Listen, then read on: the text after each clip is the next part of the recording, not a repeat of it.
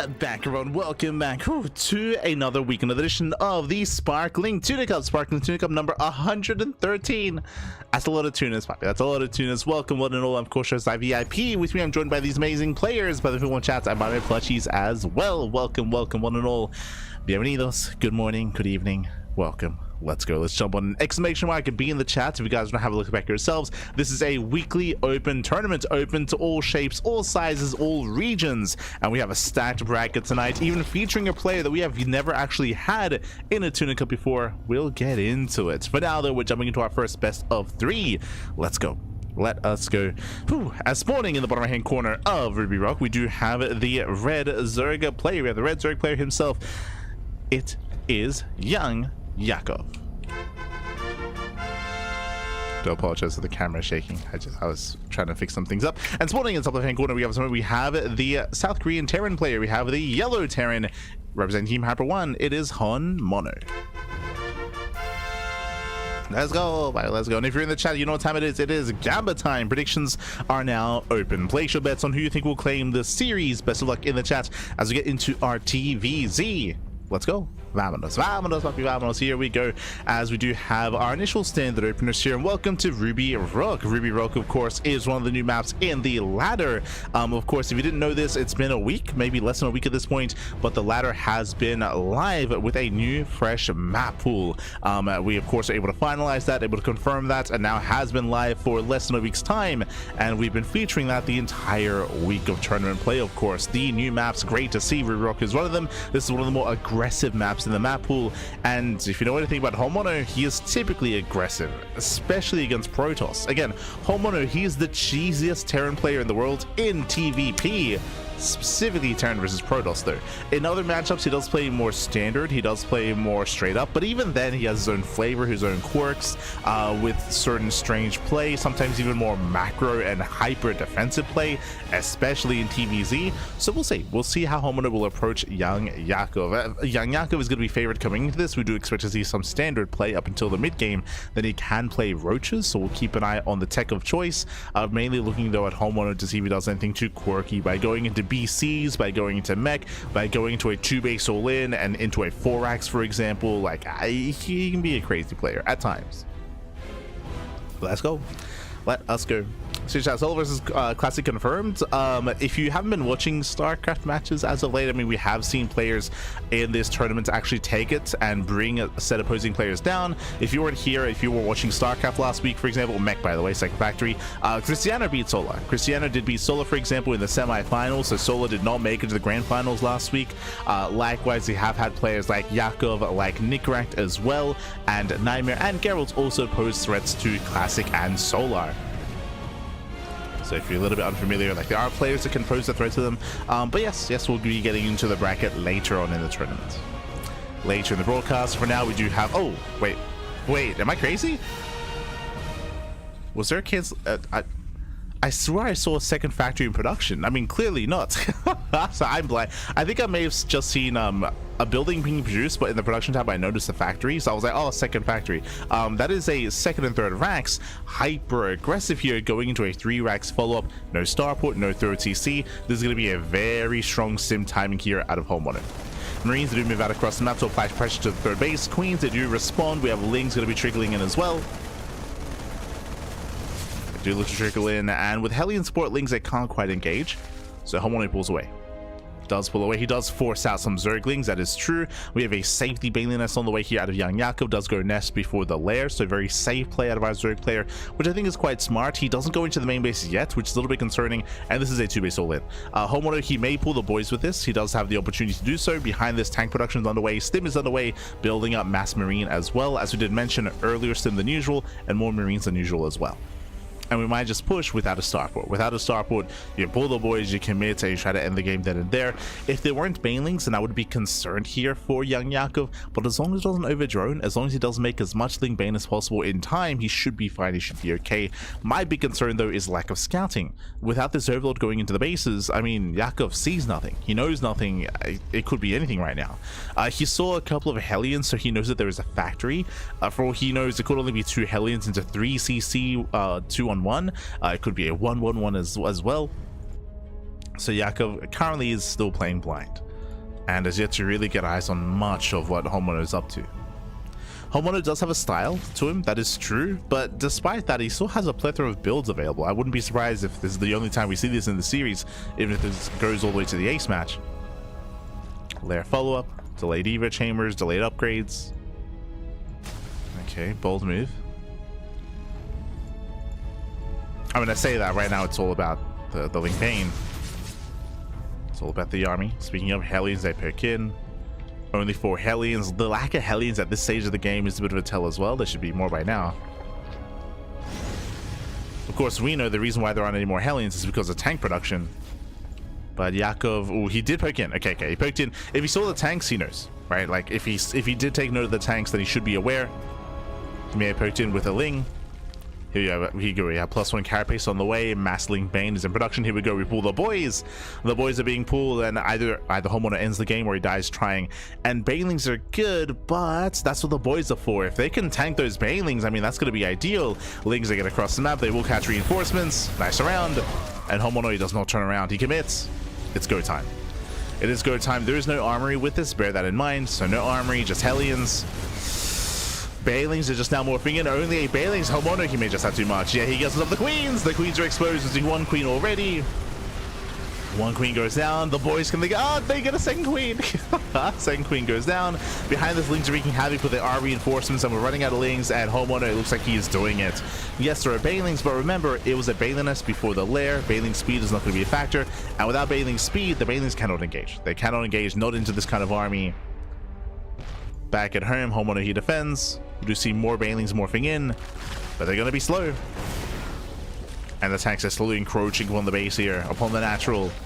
Getting within range of the spine crawlers. Getting within range.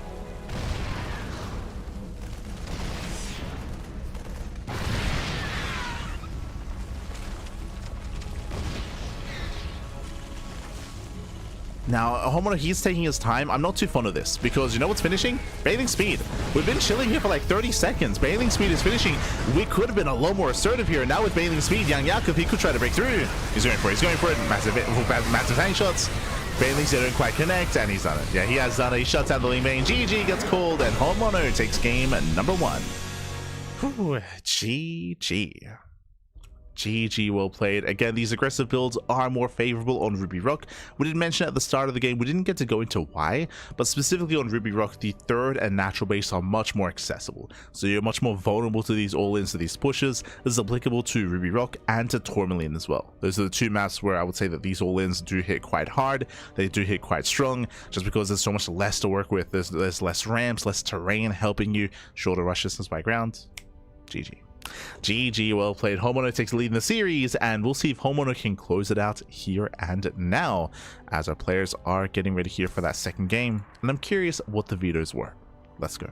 Let us go. And when it comes to YoungYakov's initial setup here against the 2-base all-in, as a reminder, it took a long time to confirm that it was a 2-base all-in. That was my concern for YoungYakov, is the delayed scout as to what was happening. If we saw something earlier when it comes to an Overlord, when it comes to a Ling to confirm the tank production, we could have seen a Roach defense, which would have been much more secure, just to focus and fixate on purely Ling Bane Roach production.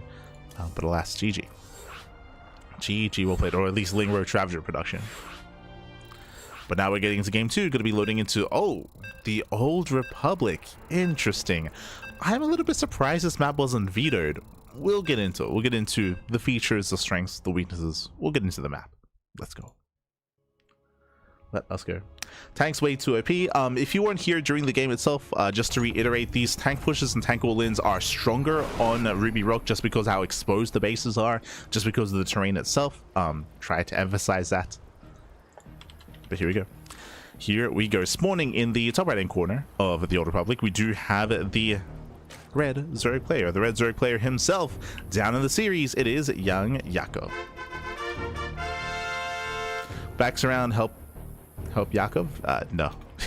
It's in the bottom left-hand corner. We have the yellow Terran player, the yellow Terran player himself, the South Korean Terran representing Team Hyper 1. It is Homono. Let's go. Let's go. I mean, I'm sure the engagement would have been a little bit better there, for sure. Would have been better.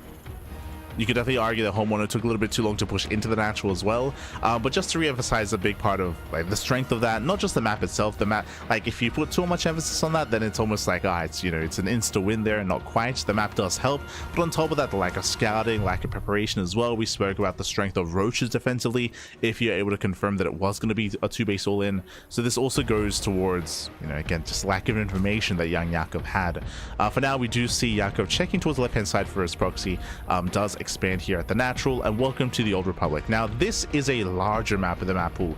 I'm a little bit surprised that Homeowner went for this map, just because, one, the map is larger, the map is more defensive, but also the map is very difficult for the Terran player to actually expand and play macro on. So I feel like Homeowner has less options on the Old Republic, whereas he's typically a very aggressive player. Ideally, he wants to lure his opponent into a false sense of security. Don't know if he can achieve that here. For now, ranks, expand, CC on the high ground. Very safe play here by Homeowner, and we do see that YoungYakov does send out a couple of links here. It does invest into 6. This was an earlier pool, a delayed expansion, and this actually works really well for Homeowner. So he gambles a little bit, he rolls a dice, and Homeowner, he gambles well. Because the earlier pool timing out of YoungYakov, it means that these links should delay the CC, maybe even force a cancel. But remember, Homeowner, he went for a CC on the high ground, so he's safe. So he is very, very safe here. Lings are moving in, and when it comes to the openers, Homeowner is in a better position, as these Lings didn't really achieve anything. And remember, YoungYakov, he delayed his natural base.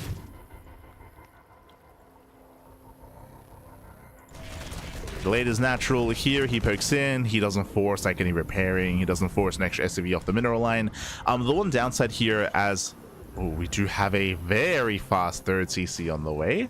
So fast third CC, remember, no Reaper, right? Oh, no, sorry, there is. Reaper first across the map, in position to delay the third. No kills on it yet. The Overlord pokes in, and YoungYakov, this time he gets full confirmation of the third CC. So much better scouting here by YoungYakov. I say better scouting, just scouting in general out of YoungYakov. He pokes in, he confirms that there is a third command center, and this time I'm not seeing things. This time that is a second factory. This time it is mech. If you remember, I did last game call mech because I thought I saw a second factory on the way. That was not the case. It looks like it was just the first factory. But here, there is a second factory. It is mech out of Homeowner. Now, this is making a little bit more sense, but I mean, we'll see where this leads us. As I mentioned before, I mean, we mentioned it to explain it here. Welcome to the Old Republic. Here we do have a very secure natural base. Unlike the previous map, there's a ramp coming into it, so this is a much more defendable natural location.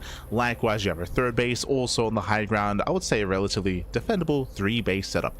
Now, the 4th base is much more difficult to take here. You have the low ground 4th option, which is very exposed, very open. There's multiple angles of attack, very wide attack angle as well on the right hand side, or you have the base on the right hand side instead, the linear 4th base, which also has a very wide attack angle and also is far away from the 3rd. The distance here between 3rd and 4th base is very, very long, so rotating defensively between these bases can be very, very difficult, between these 3 bases even. So you're spread thin trying to be defensive. This time YoungYakov does open up Roaches. Thankfully, Yakov, he didn't confirm mech, he hasn't confirmed it yet. He's now going in, but he's playing safe this time, as opposed to last game where he skipped his Roach Horn and he went Banelings instead. So much safer play here by YoungYakov. He's where the economic starts. And Yakov, he pokes him with the Overlord, and he will confirm the extra factories, the Hellions. So he does confirm double factory. So this time he sees everything, and you can see a stark contrast between YoungYakov in game 1 and game 2, where Yakov, he is able to scout everything. He confirms both factories, he confirms the 3rd CC, he confirms the mech, he played it safe, went for Roaches. Despite that, Hellions, they go for the dive. Roach production's on the way.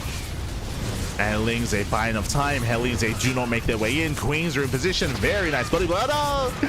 Nice body blocking, but better KDA charge. Knocks the Queens out of position. Hellions, they go for the dive. Roaches are trickling in. And we need Roaches. We need Roaches. We need some Sim City here. The boys are going to be pulled away. Hellions, can they get in? Up! He goes to the boys. No, they're lining up. The drones line up. They're getting roasted here. 6 drones going down. We get one more volley. 11 drone kills. Oh, no. Yeah, 12 drones falling. This is becoming critical damage here. Ay, ay, ay. And again, this was so close as well. Roaches were in production. We actually had a really nice wall off here. and then the KDA charge. The MVP Reaper. The Reaper popped off, opened the wall, and that is 15 drones going down. Ay, critical damage. Now, the plus side here is that Homono did spend all of his Hellions. True, he spent all of his Hellions. Here comes the counterattack, and what is it to defend? Well, usually there'd be Cyclones, but there's no Cyclone production. We're going into tanks. Tanks, they're taking longer to produce. Tanks, there's only one tank? Oh, no. Roaches are waddling in. At the same time, Hellions, they once again get across the map. More drones going to be falling, and the Roaches... Okay, he doesn't turn around. He doesn't turn around. That's another 10 drone kills. Oh my god, that is crippling damage here. That is what, 25 drones? Yeah, 25 drones going down. But remember, what is it to defend? Like Homono, he's been spending anything aggressively across the map. The Wiles! Oh, Wiles don't connect. Second tank has arrived, and the third base is denied. So Yakov, he will delay mining at the third. So this is nice damage. It's not amazing, but it's damage nonetheless. Keeping the Terran player on a 2-base economy until the Terran players are able to build up their own tanks. Now, I do like this decision here by YoungYakov, I should say. As he pokes in, he sees, he confirms there's no Cyclones, right? Like, he's going straight into the tank, and one tank goes down, massive pickup. He's going for a second tank as well, no repairs. Yeah, no repairs in time. These are expensive losses for Homono, losing 2 tanks. But again, he does take note. This is a more traditional form of mech, Hellion into tank, which means mutas can actually excel. So he's going for the Spire, going into muta play. Yes, towards the end, we finally have some Cyclones in production, but this should have been done earlier, right? We needed Cyclones much sooner, much earlier. On top of that, because we did kind of delay the Cyclone production, Macfill accelerators only just began as well. So there is a window. There's a window in time where mutas can actually be effective here against mech. Is a window. Hellions, they go for the dive. Roaches are somewhat in position. Oh no! Oh, a bit of miscontrol there by Yakov. A bit of miscontrol. Mutas are on the way. We can see Homono, he's fully turtling up. We have a massive ring of turrets, sensor tower, tank lines as well. And this is where I have to go back to what we said at the beginning of the game. I mean, so far the Hellion harass has been very nice from Homono, that is true.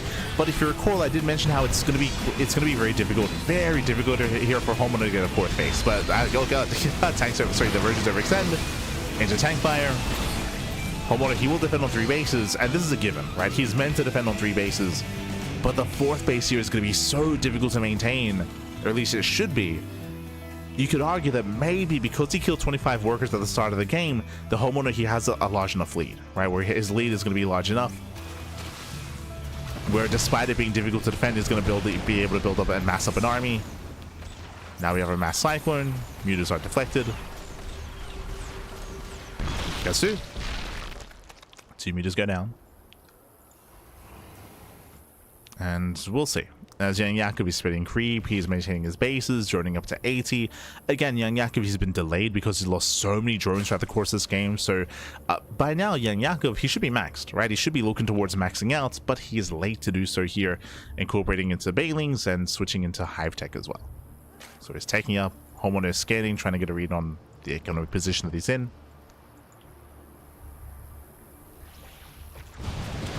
And the game is going to slow down. The game is slowing down. It's on YoungYakov to maintain map control, spread creep as best he can, knock down all these rocks, and contain Homono on 3 bases. That's going to be the win condition here for YoungYakov, just contain. Doesn't have to move in. Another Hellion run by. This time, oh, Yakov is ready. Oh, este lechito in the chat. Oh no! And that's going to be 6 drones going down. Whew, one more volley, that would have been disastrous, as there's, what, 5 extra workers here on 1 HP. Very low, on 6 HP even. Despite that decent damage here by Homono. He's moving out, he's got his Cyclones. Cyclones have amassed. Oh.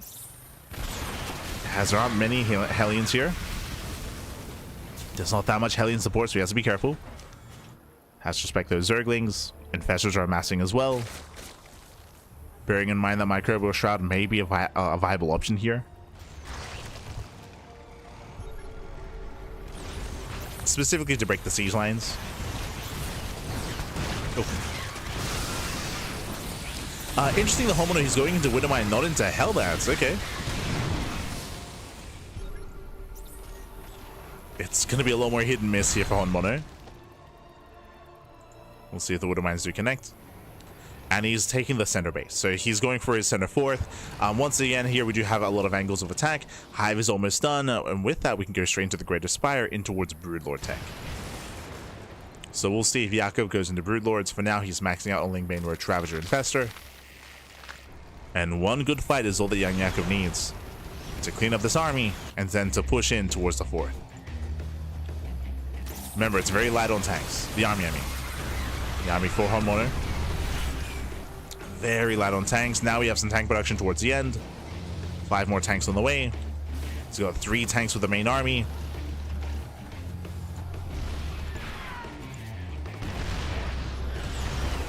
Just moving in. So far, we get some okay lock-ons. Files on the tanks. Oh no, they're stacked. Yeah, both tanks are down to 1. Yeah, there's 1 tank left with the main army. Ay, ay, ay. Este Honmono. As he's rallying. He's rallying across. Here's moving in. Where are the Infestors, by the way? Are they coming in from behind? Yeah, the flanking Infestors getting ready for the Mass Fungal. And hopefully they go unnoticed. Yeah, it does head behind. Also, goddamn a homeowner.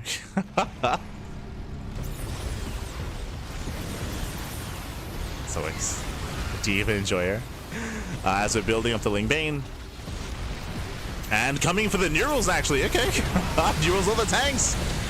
Ooh, oh no! A little bit of miscontrol there. Does borrow. Unable to push in.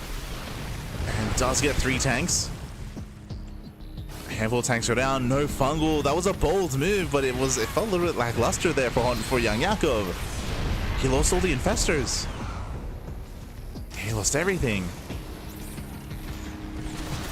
I think he got like 1 volley with the tanks, if that. And Homono he's going in for the kill. He's going for the kill at this point. He's pushing in. The space is soon under fire. Here come the lock-ons. Oh. Miles, they do connect. At the same time, Yakov going for a massive link run by. And he will deny some mining. He will kill some SCVs. Miles are coming in, getting 1 more tank. Okay, YoungYakov is holding on. He's holding on back. We were convinced Light to start collection magic cards and play Commander with me. I have enough cards to play Commander. I still got my Commander deck somewhere. But my cards are very out of date. Very out of date. Este lechito. Ferrari Mech is still a thing. I mean, Ferrari Mech is weaker than it once was. And we're trying to make it a thing.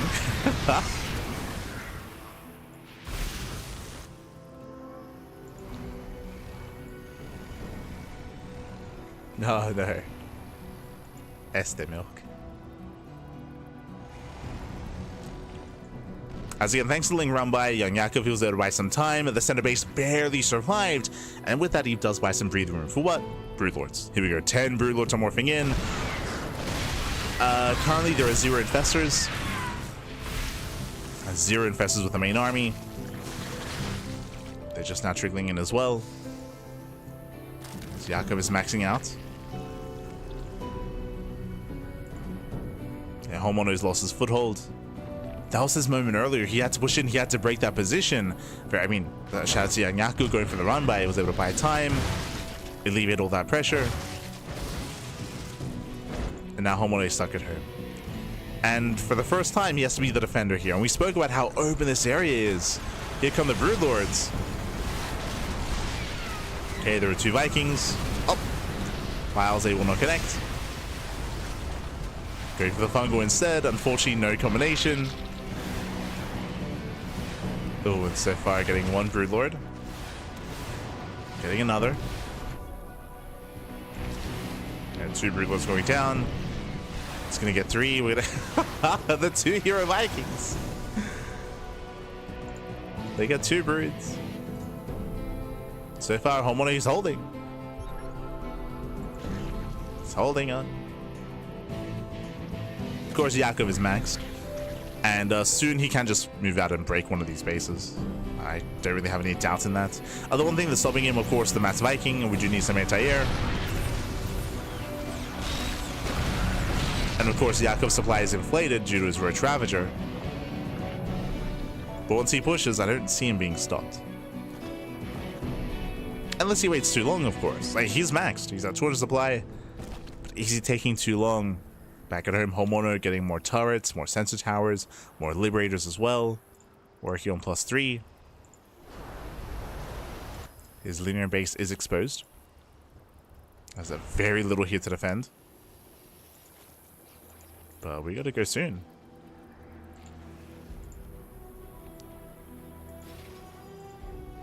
It's one of those things where YoungYakov, he doesn't see what we see, right? He doesn't know that he was up 50 supply. He unironically was up 50 supply.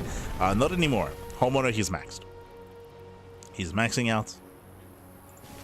Now, when it comes to the army compositions here, Homeowner, he's still a little bit lacking. Ideally, when you get into this kind of late game maxed out composition, mech is good, Ghost mech is even better, right? It's like Ghost, they play their own role as well when it comes to dealing with Infestors, Broodlords as well, with their EMPs, with their snipes. So ideally, you do want to work towards incorporating Ghosts with your army alongside the mech. For now, though, we're going to mass Tank, Liberator, Viking, Cyclone. Actually getting a lot of Vikings. No Thors, bear that in mind.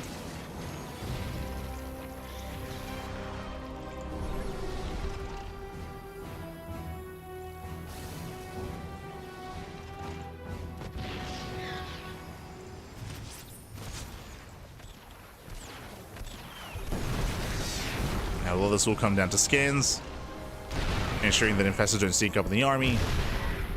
Tanks are slowly pushing forward. Here come the Broodlords. Those move in, they get 1, they get 2 tanks. 2 tanks are down. Vikings, they engage. And there are so many Vikings here. Yeah, they break through. Files are connecting though.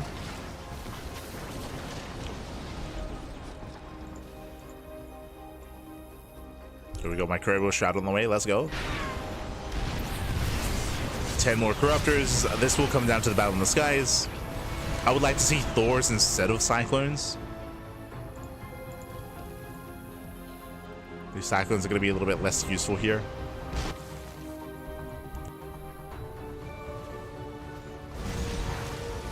As we have 11 more Corruptors on the way.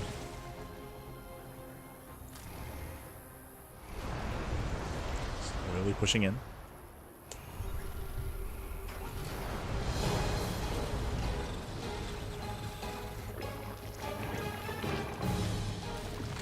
And again, YoungYakov, he's been very, very defensive here for the majority of the mid-game.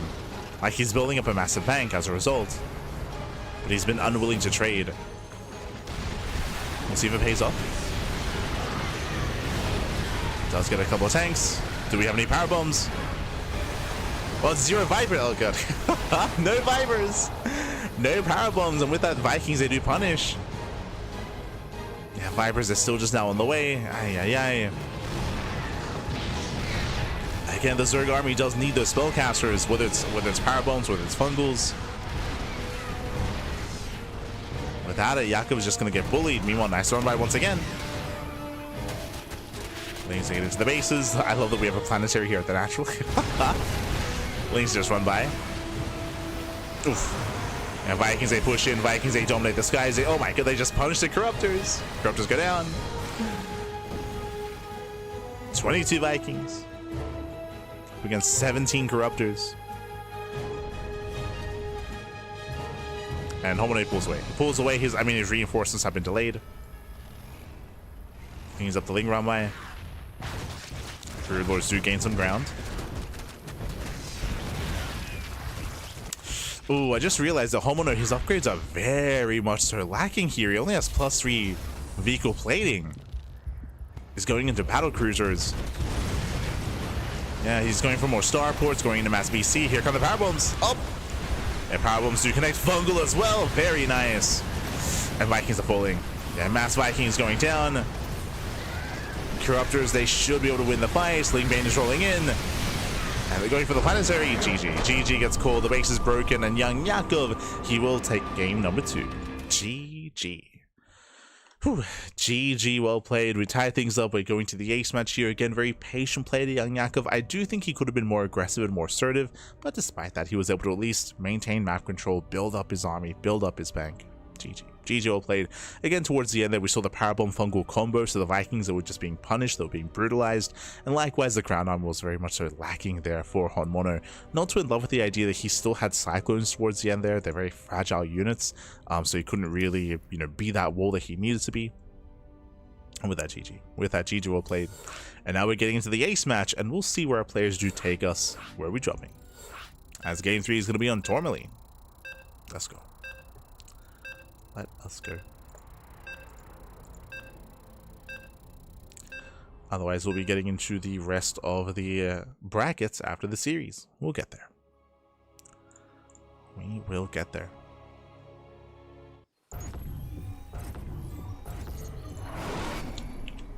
As spawning in the bottom left-hand corner of Tourmaline, we have the red Zerg player. The red Zerg player himself. Oh, tying up the series 1-1, it is YoungYakov. And spawning in the top right-hand corner, we have his opponents. We have the yellow Terran player. The yellow Terran himself representing Team Hyper 1. It is Honmono. Here we go. So we are going to be settling in to another one of these aggressive maps. If you recall, I did compare this map to Ruby Rock earlier. Ruby Rock is the map where Honmono did go for a big 2-base all-in, going for a 3-1 setup here, 3 Raxes, 1 factory. One of the reasons why it could work so well is one of the same features of this map. Referring to this entrance here, this area in between the natural and the third base. You do have a massive pathway from one side of the map to the other. There's no terrain, there's no ramps. There are a little bit of side blockers here in the dead center, but outside of that, the rush distance by ground is very direct. It's very direct here from natural to natural, and also the attack path here, the entrance is insanely wide. You can see it's very, very wide. It does mean that there's no defensive choke point, there's no defender's advantage, or the defensive advantage is lessened, is weaker here in between your natural and your third base, and also applicable to the third as well. You can see here that the entrance to the third is even wider, especially once you knock down these rocks, right? It's a massive entrance here into the third. Once again, there's no high ground, there's no points of elevation, there's no terrain here to kind of disrupt the army or to slow it down. It can be quite difficult to defend. We've even seen several struggle to defend here on Tourmaline. It goes both ways. I would say that roach base all-ins can hit really hard on Tourmaline. At the same time, some bio timing attacks can hit very hard as well. Double gas opener, no CC. Oh boy, 1 base all-in. This looks like a 1 base all-in here by Honmono. I was assuming it would be a 2 base all-in, to be honest. I was leaning towards 2 base play. You can see he's hunting for the Overlord. The Overlord does fan off towards the left-hand side. It does veer off here, and Honmono is looking for the Overlord. He's like, where is it? Where are you? Trying to deny vision, trying to deny scouting. Again, YoungYakov towards left-hand side, going for the linear third base. Bold move. Okay. This means that this high ground is going to be even more difficult to deal with from the side of YoungYakov. It's going to be reinforcing from the low ground instead. Ooh, Widowmine gets revealed. Big scout here already. So YoungYakov, he sees nothing. He doesn't get into the main base, but because he saw the Widowmine, he knows that a factory is done, and he knows that there's no command center either. As there was no CC on the low ground, there was no CC in the main base ramp either. So we know it's a 1-1-1 going into BC production. The Overlord is going in. The Overlord should get a full scout as well. So Yakov here will see all. Behind this, making more lings, getting into his own queen production as well. Widowmine will burrow. Can he get a queen?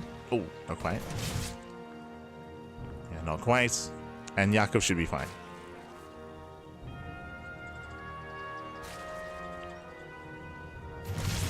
Should be fine here. Yeah, my shot goes off. Queen's a tank.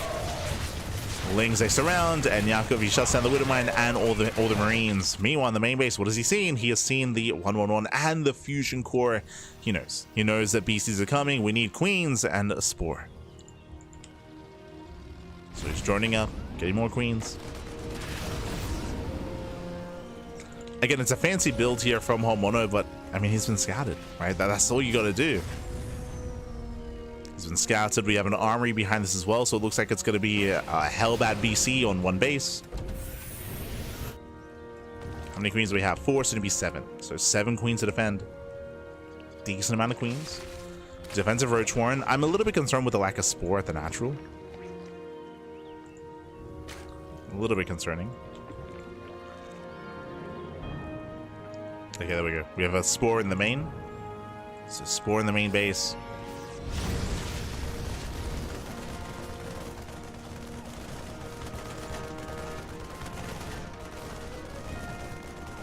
Losing this Overlord will supply block YoungYakov. So nice supply block. More Hellions are coming in. Here comes a BC. Remember, there's no Spore at the natural. I was worried about this. Yeah, Spore's still in production. Queen's being targeted down. Do we have a transfuse? Oh, yes, some rough targeting there with the battle cruiser. As one Queen is going to go down.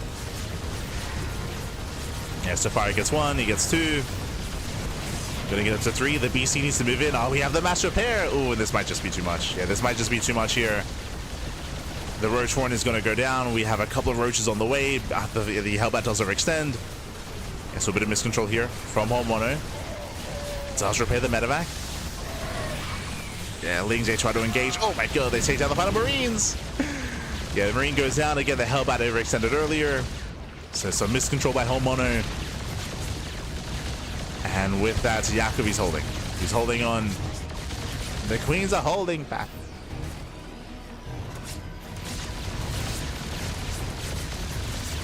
Here comes a counterattack. Pushing into the main base, and again, there was a little potential with this one base all in. Unfortunately, he got fully scattered. Remember at the start of the game, there were 2 Marines that were hunting down the Overlord. If they caught the Overlord, that could have been game, to be honest. It would have supply blocked YoungYakov, but more importantly, it would have meant that YoungYakov would never, he would have never seen this. He would have never seen the Fusion Core, would have never seen the armory, I mean, he didn't see the armory, would have never seen the starport either. That could have been game then and there. But thankfully, YoungYakov, he veered off towards the left-hand side instead. He kept the Overlord alive. He got the full scout. Now, Homono, he does defend back at home. He does defend. He's got 2 BCs in the main. But again, there's 3 Spore Crawlers. Yeah, the Spores, they zone away. 1 Queen does get targeted. The boys are mass repairing.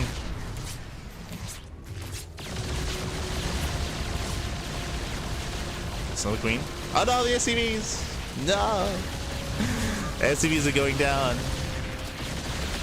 No more repairs. Yeah, there's 0 SCVs.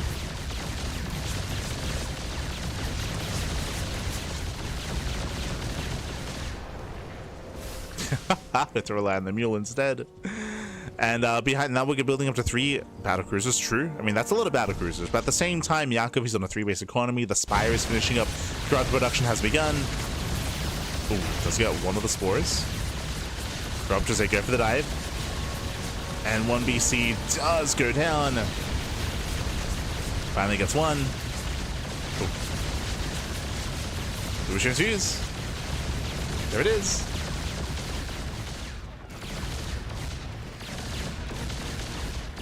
And again, Homono, he has nothing behind this. There's nothing behind this here. He's building up another battle cruiser. He's got a Hellion in production, barely has an economy. BC cannot teleport away.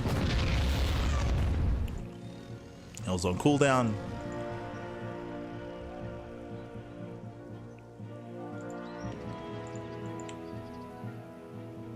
And Yakov is perfectly fine. He's going to mute production. He's rebuilding his Roach Horn. We do have the Hellions coming in from behind, but there are Lings to defend.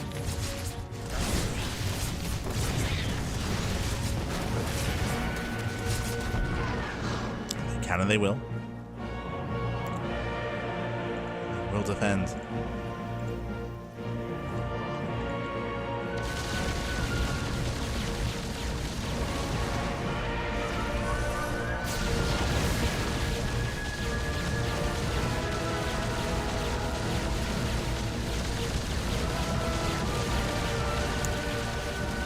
And again, from here, we're just waiting for YoungYakov to just build up his economy, mass up enough anti-air. Here, he doesn't have enough to out DPS the mass healing of the SCVs. So Yakov is going to calm down, going to build up his army.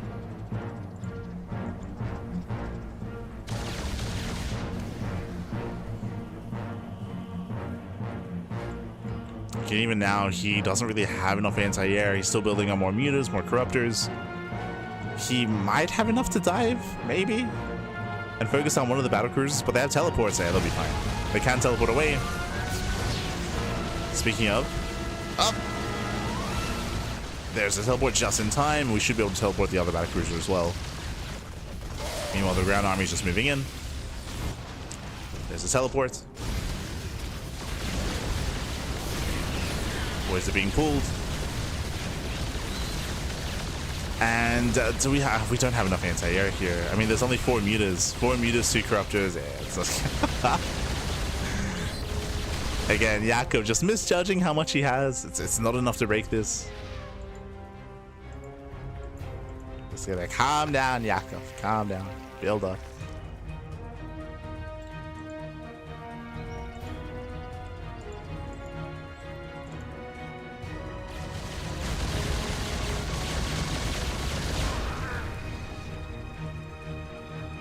Yakov is supply blocked. Ravagers will help. There we go, the wall is open. This time there's no repairs. And finally, Yakov is on it. Biles they connect. Yeah, Biles are connecting. Lingro Ravager busts into the mineral line. GG gets called, and YoungYakov, he will take the series 2-1, advancing on to the next round. GG. Whew. GG, well played. Congratulations, YoungYakov. He will claim the series, and again, the MVP Overlord this game. The Overlord did go the long way around, did hug the edge of the map instead on the left hand side, and we spoke about it. Homemono, his first 2 Marines were hunting for the Overlord. He failed to scout it, he failed to shut it down, and as a result, he failed to deny the scout of YoungYakov. That same Overlord got into the main base, confirmed the starport, confirmed the fusion core as well. So YoungYakov, he knew exactly what was going on. He knew exactly that BCs were coming, so he could prepare back at home. Despite that, it was still a terrifying first wave and first push. We also saw Homemono kind of make some mistakes there when it came to the attack, overextending with his ground units, pushing too far forward, losing them as a result, and having less to support his battle cruisers. GG. GG, well played. And with that, YoungYakov, he'll advance on into the next round, and let's catch up on the bracket. Let's figure out where we are and where we are headed. Let's go. Let us go. As we are setting up our bracket here. Un momento.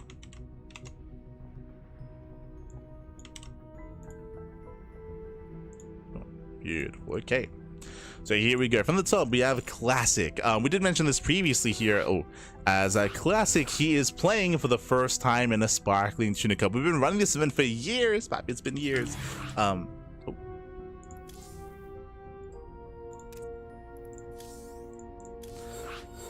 We've been running this event for years, and finally, Classic does step in for the first time in the history of Tuna Cups. Let's go. Classic, he does take part.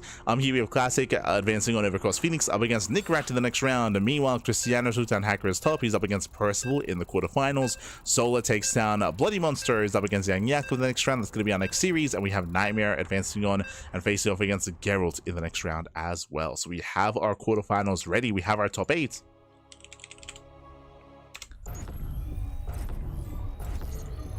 Have our top 8,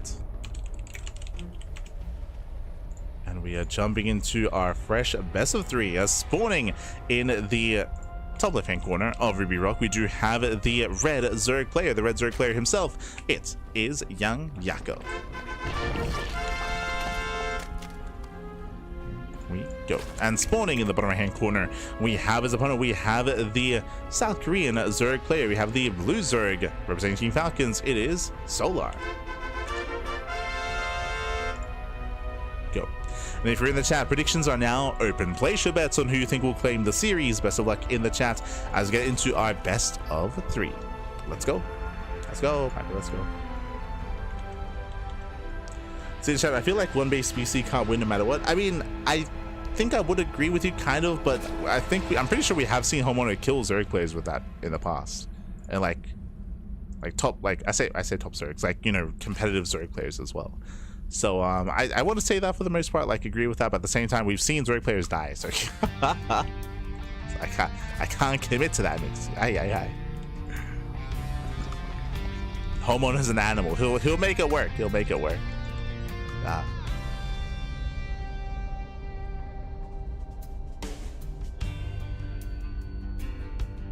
Here we go. From here, we're diving into our fresh best of 3. This is going to be a rematch. If you remember, Solar and YoungYakov, they faced off a couple of days ago in the Tenacious Total Tussle. They faced off in the semifinals, and Yakov even played some Protoss, if you recall. Did play some Protoss in that series. We'll see if he does that in Game 2 or Game 3. Aye. For now, we have our ZVZ. Hatch gas pool all around. Standard openers out of both Solar and YoungYakov.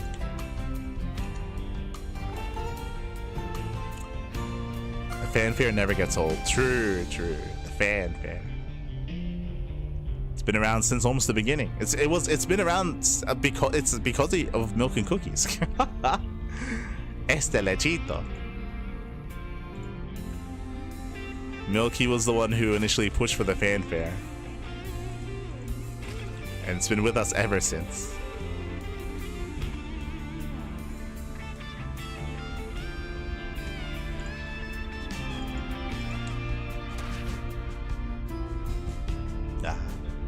For now, we're building up. We do have our third bases on the way. We should be seeing our Baneling Nest soon. We'll see if anyone does skip. And we'll see who commits into Ling Bane aggression. And there we go. We have our initial Baneling Nest for Solar. And again, we should be seeing one for YoungYakov as well. We have the gas. What's going on? We skipping? Okay. As the YoungYakov, so we just see that our red Zerg player here is cutting corners. He's going to be skipping his Banelings and going into a faster Roach Warren and faster Lair as a result. That should be the case here from our red Zerg. Yep, there it is. Roach Warren's on the way, hidden behind the main base. Now, because of the position of the Roach Warren, I'm assuming this is going to be an all-in. I'm assuming that we're not going to be taking up lack of Evo chambers, lack of upgrades into faster Roach production instead. Bold move. Meanwhile, here comes a Link Flood. This is very necessary for YoungYakov. Because he's skipping Banelings, he has to be the aggressor. He has to make sure that Solo is stuck back at home with his own Banelings. Things they poke in. Poke in, they pull away. If they attempt to counterattack, Queens are pushing forward. The third base is under fire. Banelings are coming up, and they will zone away.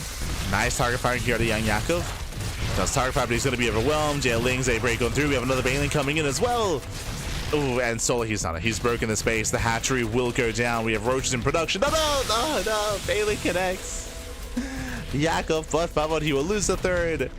Roaches are popping out, but they're going to get surrounded. There's no support. Yeah, there's no support for the roaches. A brutal surround. And with that Solo, he may just end the game. He may just end it here and now. As I mentioned before, when you go for this style of skipping Banelings, you need to force your opponents to be defensive back at home. You cannot let them be aggressive like this, otherwise you'll just lose bases, you lose your army, you lose everything. As Yakov lost 2 queens and the third. He's building up his roaches. Meanwhile, Solo doing the same. Getting to his own roach production. Solo, he's set up.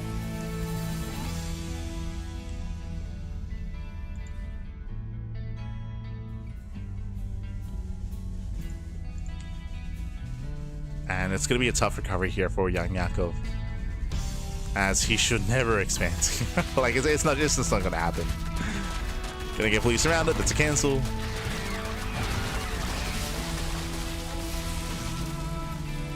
Now, something important here that is going to be available to YoungYakov is a 2-base all-in. Right now, he's not fully droning up. He's not getting. There's no lair, right? There's no lair. There's no Evo chamber. There's no gases either. So Yakov, he's slowly building up his roach count, and if Solar gets a 4th base, and if he drones up too hard, and if he takes his gases and goes into the double Evo chamber, if Solar is too greedy, then YoungYakov can still win the game. He can still win this game. But it's one and done. It's like a one and done thing. We're just hoping that Solar is just too greedy. As we can see, Solar, he's not droning. So he's playing it smart. He's not droning. He's not droning up. He's making more roaches, more ravagers. Solar's playing very safe. So it was a gamble. It was a big gamble here from YoungYakov, and again, it was the only way for him to win this game. It was the only way. Yeah, he checks, he confirms, undersaturated third.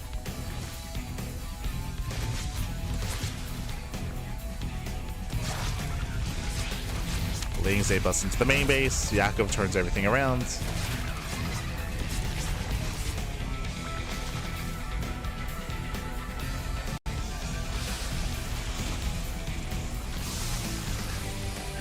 And here comes Solar.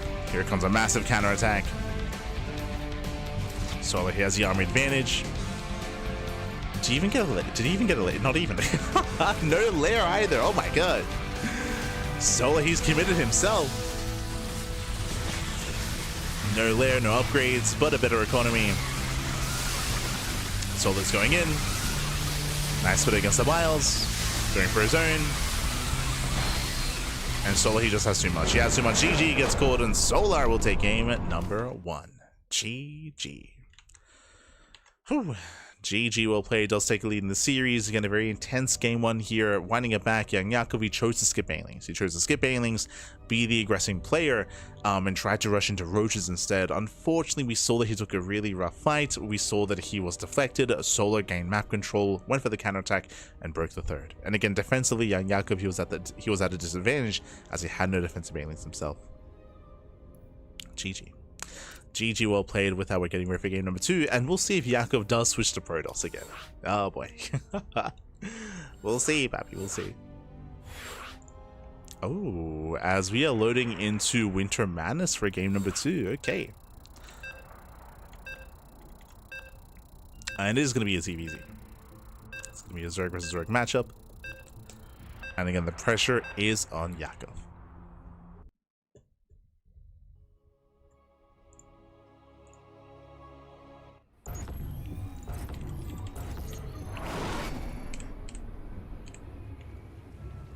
And spawning in the bottom right hand corner of Winter Madness, we have the red Zerg player. The red Zerg player himself down in the series. We'll see if he can bounce back.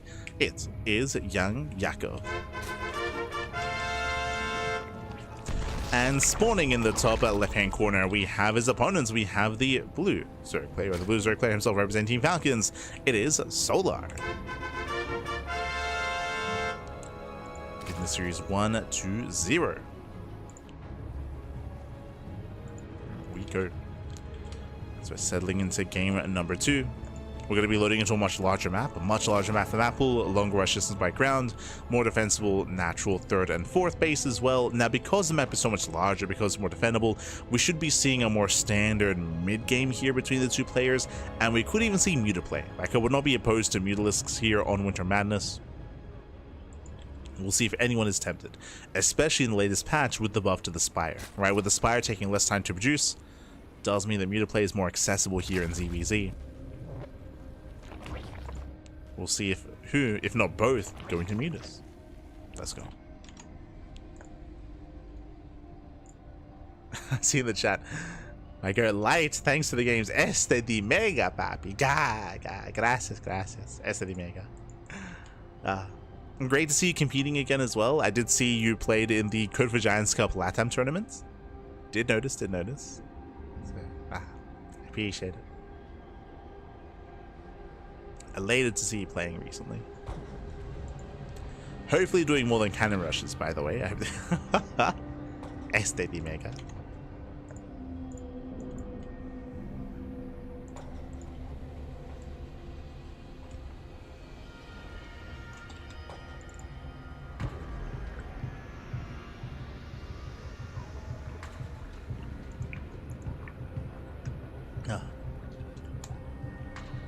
Yo, I see Demi in the chat as well. Good to see you, papi. Good to see you. Este Demi. Yo, when have we seen Demi in a Tuna Cup? It's been years, papi. It's been years. There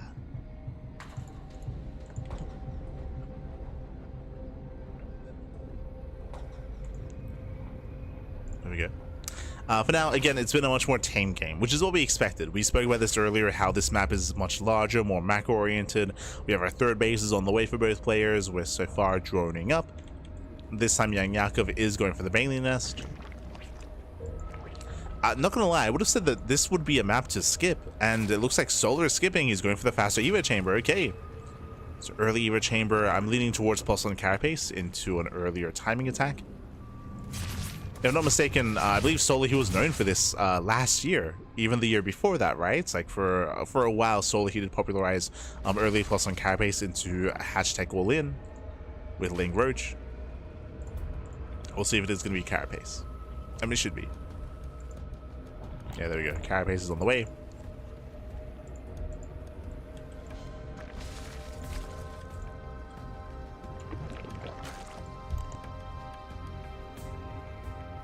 There's a Roach Warren. Again, we're skipping Bailings. And there's going to be a very strong timing here from Solar. And unlike the previous map, like, again, it does make more sense here to try to skip Bailings on something larger like Winter Madness. The pressure's on YoungYakov. Pressure is on. Solar, he's being active, denies the scout.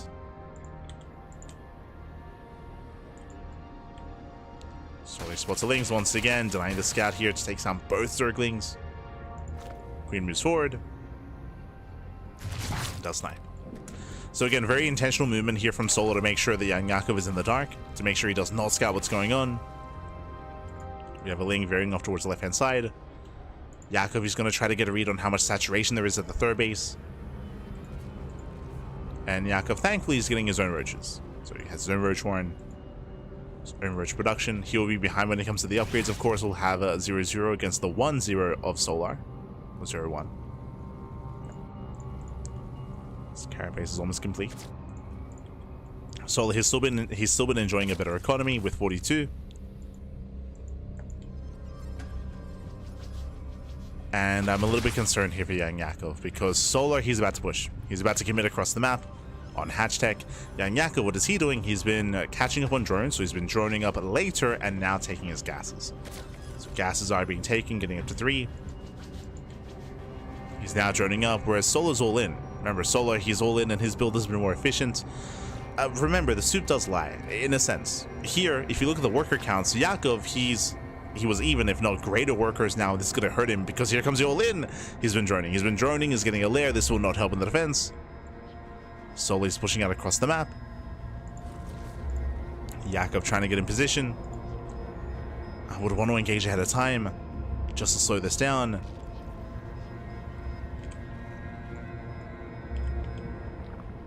And Solar does move in. Yeah, no Bailings at the natural. Lings, they do try to catch reinforcements. Ling Roach on the right hand side. The Bailey, oh, does connect. Not bad. The Bailey connects. Lings, they do bust into the main base. Queen is falling. Denying mining. And Yakov, can he barely hold on here? Does have more roaches on the way. Oh, not quite though. Yeah, in the end, Solar, he breaks through that defensive line, takes down the roaches. There's 2 roaches left. Down to 2, down to 0. And with that, the third base has been broken. Lings are still in the main. They're still distracting. And again, YoungYakov, he just had late drones, late saturation, and then was just too greedy in the aftermath. GG gets pulled, and Solar will take the series 2-0. He'll advance on to the semi-finals. GG. GG, well played. A very crisp build here by Solar. Unfortunately, YoungYakov, he was playing blind. He was in the dark. He under-droned initially, and then he over-droned, where he had a low worker count. He was ready for something more aggressive, which didn't come. And then he had late droning to catch up with what was going on. Then he was a little bit overly greedy, droning up too heavily towards the end there, getting his gas geysers, getting a lair as well, when an all-in was coming down across the map. GG. GG, well played. So a very nicely executed and very well hidden build by Solar. As we saw, it was very intentional as well that Solar was making sure that YoungYakov never scouted, right? So many Lings were denied their scouting. So many Lings were shut down. GG. GG, well played. With that, congratulations, Solar. He does advance on, and let's catch up on the brackets. Oh boy. Okay, we have some updates here. We have Classic and Nicorach still ongoing. The upper quarterfinals are still ongoing here. Classic versus Nicorach, Christiana versus Percival. I can see those games going either way. Again, Nicorach, he has some killer TVP. We've seen him take down Hero, we've seen him take down Max. Any Protoss player can fall to Nicorach. He's got it in him as long as he plays his best and does just pop off. I mean, he has potential. Like Nicorach, he always has potential. Scrolling down, of course, we have NightMare versus Geralt as well, also mid-series. So we're going to be going on a short break. Whichever semifinals is ready first, we'll be jumping into. Whether it's the upper semis or the lower semis, whatever is first available, we will be featuring. So we'll see you soon. We'll see you soon after the break. Just catching up in the chat. Oh, yes, going on a break, and we'll see you guys in a couple of minutes. See you soon, Pappy. See you soon.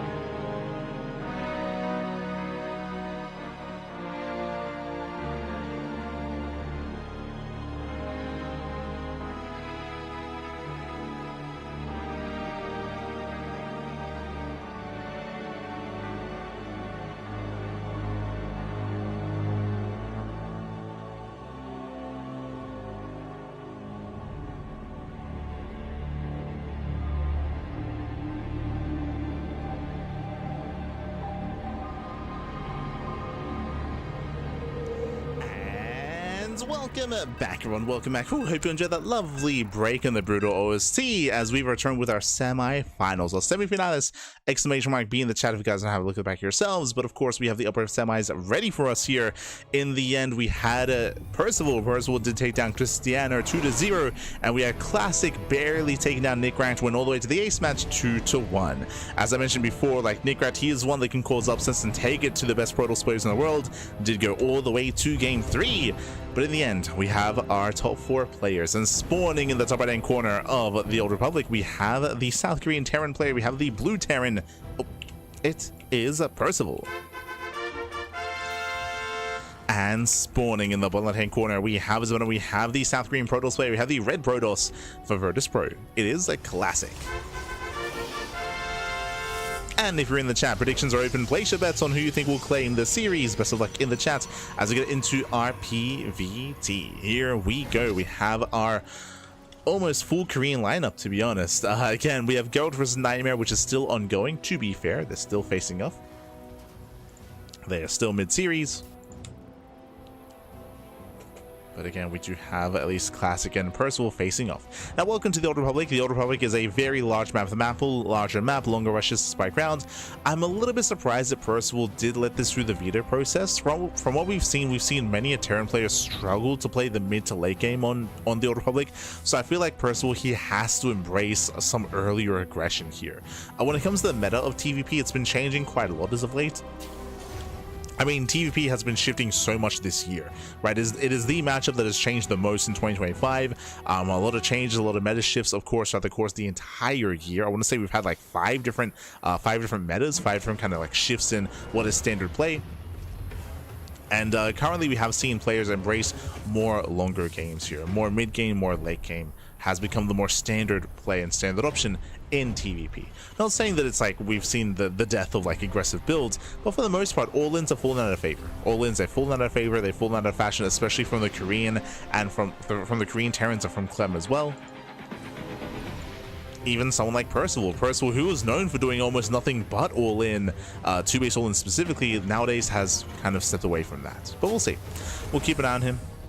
Keep an eye on Percival. Again, I do expect to see some aggression nonetheless on the Old Republic, just because of how exposed the 4th base is and how difficult it is to turtle up as a Terran player and try to play a longer game on this map. It's difficult.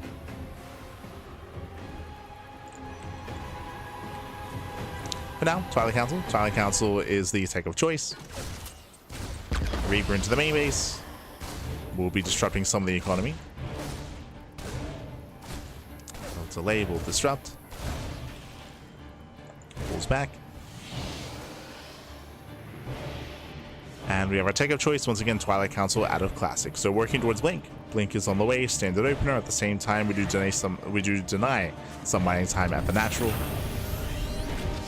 As the Adept is in position. Oh, does get one. One SV goes down. And should just be the one. Yeah, as the SV does pull back away. And the Adept barely does escape. So nice pick up here by Classic. He delays mining time. He also snipes one SCV. Behind this, Percival going for his own 1-1-1 follow-up into Widowmine drop. So Widowmine drop is on the way. Classic may choose to cut some corners here because the map is so large. He might feel tempted to take a faster third. For now, we have 1 gateway in the main base and we have 1 gateway with the natural. So 2 gate Blink into a third. So greed out of Classic. In the previous ladder map pool, I would say that this build was very rare, very rare to go 2 gate Blink, but specifically because this map pool is so much larger and there are so many larger maps here in the new season, it does mean that this play is more viable here, going into something more greedy, cutting corners. Does feel more viable. Do you see Percival going for the follow-up, getting extra Raxes, Tech Lab on the factory, building up into the mid-game. As we did mention, again, like earlier game aggression has died out for the most part.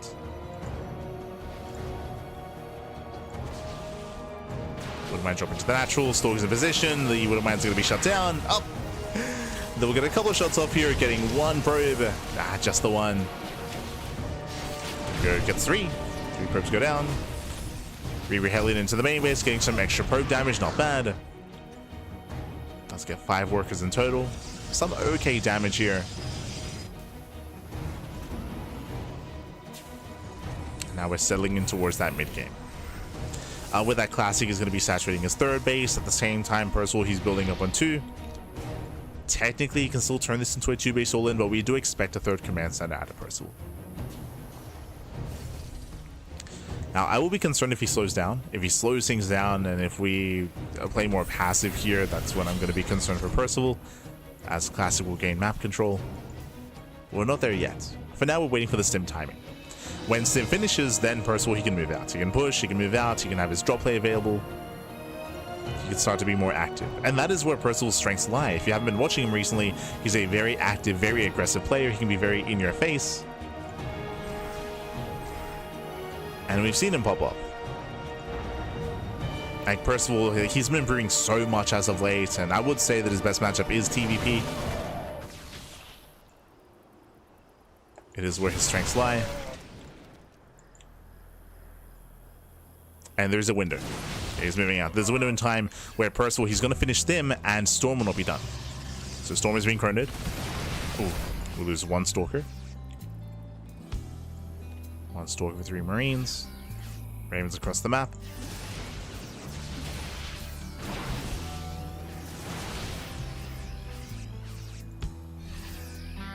As Percival, he's hitting his 3rd CC on location. Forcing back the Protoss. Storm is still not yet done. He stims. He's going for the dive. Does it get the High Templar? Ah, he's free splitting. Yeah, he's free splitting. He's terrified of Storm. Remember, Storm is not ready. He backs off. He backs off. He pulls away. Classic is holding. He has plenty of charge lots. And Classic will deflect. He even gets a feedback towards the end. Ooh, slash on the Medivacs. Medivac goes down. So far, a nice defense here from Classic. He protects his 3rd base. It's fully saturated. Storm is not ready, and now he can take a 4th.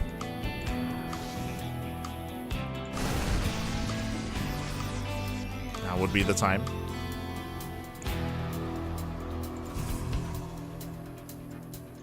Here comes a probe. Double force for double upgrades. 4th base has been thrown down. And Classic, he's looking more and more terrifying as time goes on.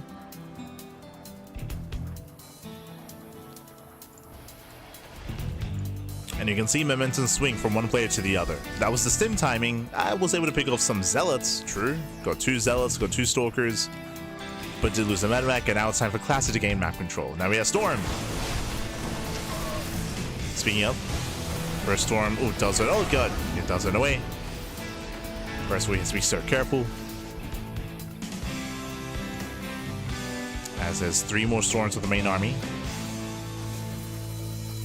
There's 4 High Templar in total, 1 just stormed. There's 2 in the War Prism. And the armies, they pass by each other. Uh-oh. Classic going straight for the natural. Wouldn't mind shots. Ooh, they don't quite connect. Yeah, Prism does go down, but the High Templar then the storms. Yeah, they just don't know where they're going straight for the natural. At the same time, Percival, he does turn back around. He's racing back home to defend. Damage is going to be done here. A bit of a miss rally, losing 3 Marauders. No! Medivacs, they go through the main army, they will unload. Oh my god.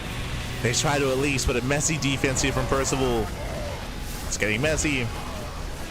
But here come the reinforcements, and Percival, he will defend. Whew, okay. Nice EMP. EMPs on the Archons, he shuts down the main army, but he will lose 19 SCVs in the process. 19 workers go down, the economy is crippled, and Classic, he can just warp in. He's warping in back at home, warping in more High Templar, more Zealots. Again, it was a very gateway heavy composition. Now we have the first Colossus on the way as well. And Percival, sure, he defends, but he at a cost of the entire mineral line. And now he needs to get some counter damage done. Classic back at home, he's freely mining 72 probes, 4 bases, getting further ahead. The supplies are close now, but not for much longer. As Classic is enjoying a booming economy. So the run by will disrupt, gets a couple of SCVs. That's 2 up to 3. Yeah, 3 SCV kills. Delays the 4th command center. More Colossus are amassing.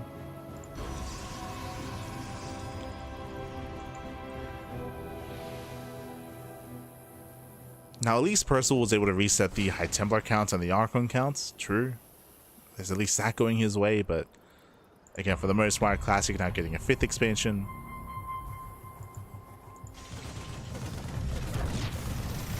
And it's going to be a tough mid-game here for Percival, but we'll see. Ravens, they harass, they buy some time. Back at home, Percival, he's building up his Vikings, building up his Ghosts. He is building up a pretty robust army, that is true. But this comes down to whether or not Percival can expand. That's what this is going to come down to. Whether he can take that 4th.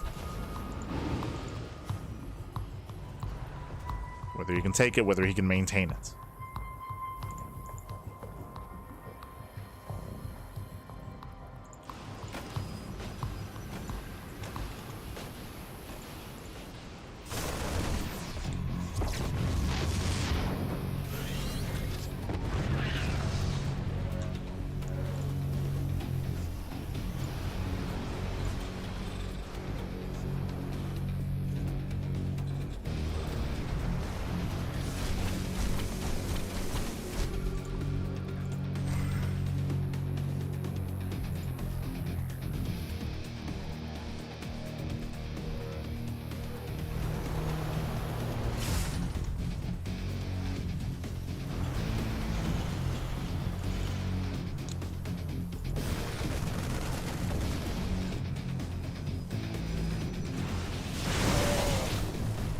As Percival, he is securing his center base. Obviously, the Classic for now is staying back at home, but he should be the first to max. And once he maxes, then he can push in towards that center expansion. Here we go.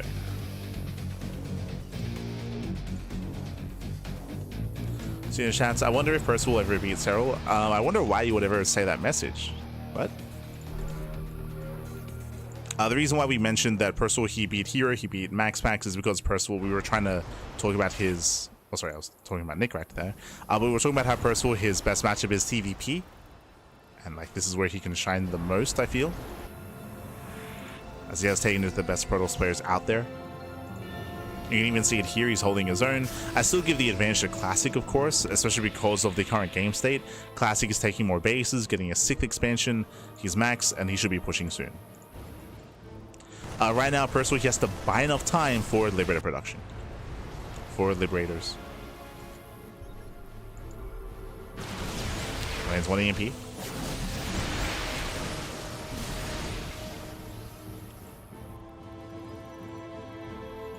Classic is expanding with the army.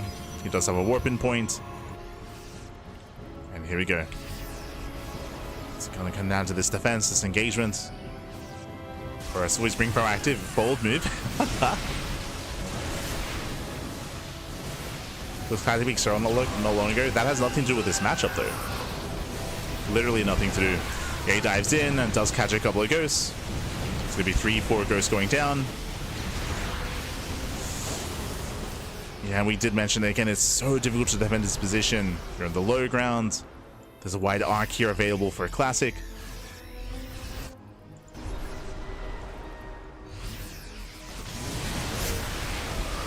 Maybe he's gonna be landing, gets 1, gets 2 Colossus. Decent time with the Colossus, but again, Storm zones away. And Classic is just forcing his way in. Here come the reinforcements. Oh, nice EMP.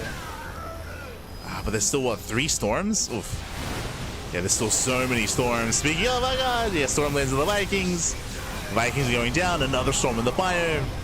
And down to soon-to-be 0 Vikings. GG gets called, and Classic, he breaks through. He takes game number 1. GG. Whew. GG, well played. Classic does take lead in the series. And again, I'm a little bit surprised that Percival didn't veto this map. We've tried to emphasize this for a lot of matchups here, but it is so difficult to defend your 4th base on the Old Republic just because they have that wide arc of attack, just because how large the map is as well. It allows a Protoss player to mass expand and also gives them a really nice angle of attack into the 4th base as well. This might also be just because of lack of experience. Remember, the map pool has been live for less than a week. It's been less than a week since we've had this map pool, so it still takes some time to players to kind of get used to the maps themselves. And this, I feel like, should become one of those maps that is almost insta-vetoed in TVP. But GG. GG well played. Oh, as 1 moment. As we're jumping into game 2.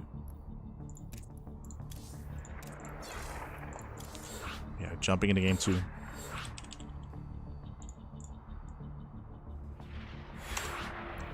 And we're loading into White Rabbits. Let's go.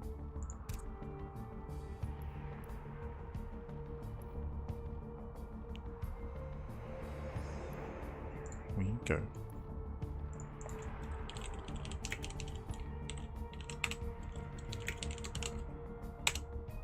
Beautiful. As we're jumping into game 2. Game 2 is going to be on White Rabbits. This is another large map in the map pool. And again, when it comes to the vetoes themselves, game 3, if we get there, is going to be on Tourmaline. That will be a much more aggressive map available here to Percival, but now we're loading into another larger map. I will say that this map should be easier to set up on 4 bases, so if we end up in a similar situation, I would give Percival a higher chance of actually stabilizing on 4 bases, but we'll get there. As spawning in the right-hand corner of White Rabbits, we have the South Korean Terran player, we have the Blue Terran. Down in the series, we'll see if we can bounce back. It is Percival. And spawning in the bottom left-hand corner, we have as opponent, we have the South Korean Protoss player, we have the Red Protoss. Representing Team Protoss Pro, it is a classic. Here we go. As we are jumping into game number 2 here. And again, welcome to White Rabbit, another very large map in the map pool. Larger map, but I would say it's more defensive here as opposed to the previous map. Here we have our natural base, we have our 3rd, we have our 4th expansion as well. Now coming into this, for example, triangular 3rd base, we do have more choke points. The entrances here into the 3rd base, you have a high ground, you have points of elevation. They're also more narrow as well. It is easier to defend this expansion against an aggressing opponent, against an aggressing player. I would say the same thing about this linear base as well. It is closer to your natural, so the rush distance between the bases is quite short. And likewise, you have a much more narrow area here. Another thing that helps likewise is also the rotations. It can be more awkward. We have seen some players take their linear 3rd base and they expand forward, or they take this as the 3rd base instead. The forward base is going to be a little bit difficult to maintain, but I think there are some nice tank positions here. Likewise, it's a little bit awkward to rotate towards the right hand side. We'll see how Percival expands. We'll see if he does take this forward base as a 3rd. Oh, for now, going for the proxy. Okay. 2 racks, 1 at home, 1 across the map. Hyper aggression out of Percival. Let's go. Let us go.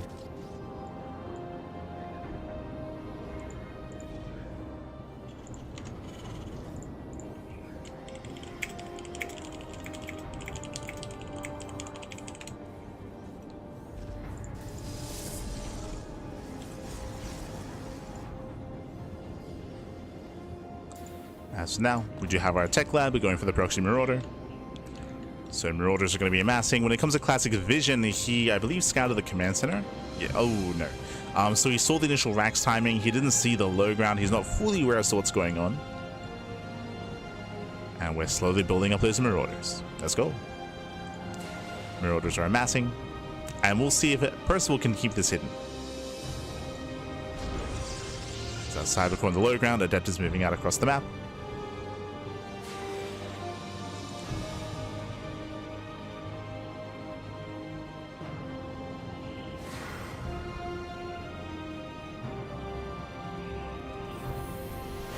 Let's move out.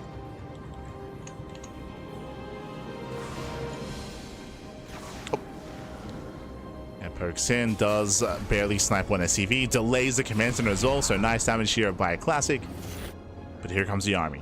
Okay, so we have 2 marauders, we have 3 marines. Back at home, no shield battery. No shield battery to defend, no warp gate either, 1 gateway. He's got 1 stalker, he can try to recall back home. And so far, there we go, the boys are being pulled. Does pull the boys. So far, picking up a couple of probes. Nice kiting so far, nice control. Takes down 8 workers, more boys are being pulled, up to 2 stalkers, bunkers on the way, but is this bunker too late? Can he get it up? Can he finish it? Oh, 1 marine goes down, down goes 1. Going for the marauder, marauder goes down as well. But now we're down to 1 stalker. Nice kiting so far, he does pull away, and oh no, he gets it! He barely does! 1 more stalker's coming, he's going for that versus pylon, but the marauder is going to be focused down. There's no bunker. There's no bunker, down to 1 marauder, there's a cancellation, and Classic is holding. Classic, he does barely hold on. Behind this, Adept is surrounded, but does the mining. Oof, loses another marauder. And with 3 shield batteries, Classic will defend. Did lose a lot of probes in the process. But at the same time, there's no natural. If this base was done, different story, right? We'd have a natural base. We'd maybe have another orbital. We'd have more mules. That'd be a different story. But the lack of natural base is brutal here for Percival. It's now morphing into the orbital, very delayed, very late. And the game will continue. Now from here again, we saw that Percival, he killed, what, 15 probes? He killed 15 workers. That's a lot of damage. But with 2 bases, Classic, he can just retain that. He can just rebuild, remake. He already has. Back at home, Percival also trying to recover as well, going for a follow-up stim timing, so the aggression continues. So stim is on, oh, cancels. Never mind. I assumed it was going to go into stim, combat shields, and go for a 2-base all-in, but no, it cancels, going for the factory instead. Interesting. It does cancel.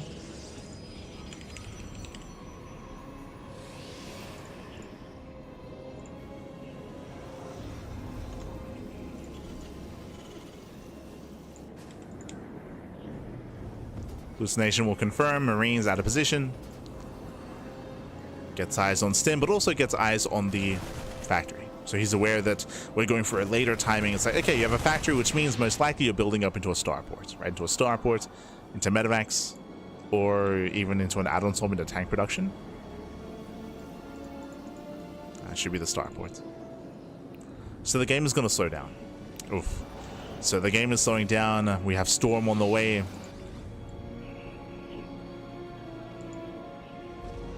There's a starport. Percival's going to try to macro out of this. Now, I will say that thanks to all the aggression, it does also mean that Classic's 3rd base is late, right? He has a late 3rd expansion. He himself is intentionally staying on 2 bases even longer. There's a bit of a give and take here. On the one hand, yes, Classic has a very late 3rd base. That is true. At the same time, though, Classic, he's going to have much earlier storm. He's getting more gateways, a robo. He may just push out soon on 2 bases instead.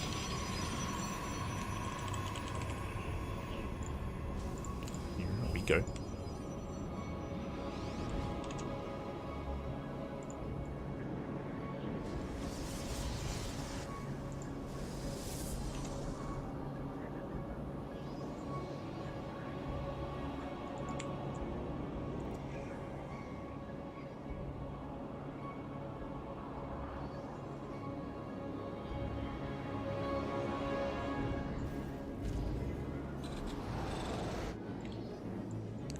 You can see Percival is checking for the 3rd base.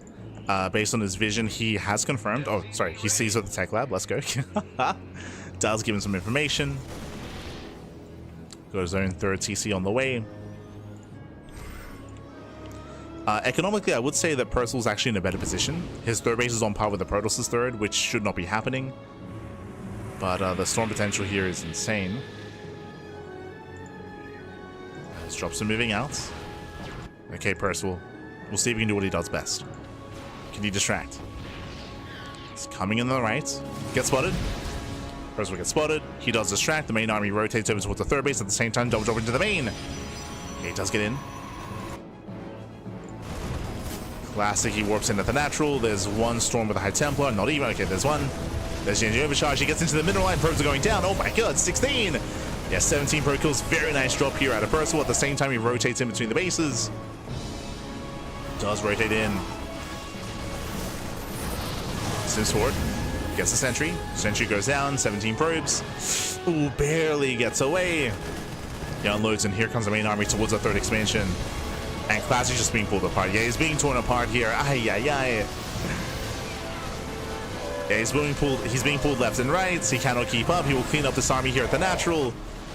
But the Marauders, they force a cancel. They force a cancel at the 3rd base. Takes down the Twilight Council. And Percival, he has his own 3rd. His own 3rd base is getting up and running here. Classic, he cannot keep up. Not like this. Nice storm. Oh, good. Very nice storm, and Classic's all in. He's all in. He's going to end the game here and now. Ooh, miss rally. We gotta stop that rally. Percival, he turns everything back around. And again, this is the final push. The final push over Classic. This is all he has left. War Prison's coming in. We have another Widowmine.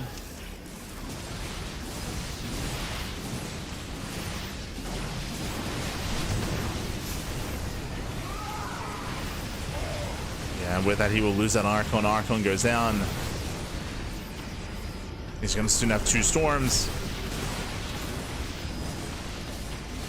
And the longer this goes on, the better it is for Percival. Oh. Storms at night. GG gets called. He cannot be broken, and we are going to the ace match. Whew, GG. A very, very intense game. Winding it back, we did see that Percival was able to do a lot of damage, of course, with his first push. But the follow-up, I feel like, was more important. We'll get into it as we quickly make the lobby. Don't want to take too long for our players. Momento. There we go.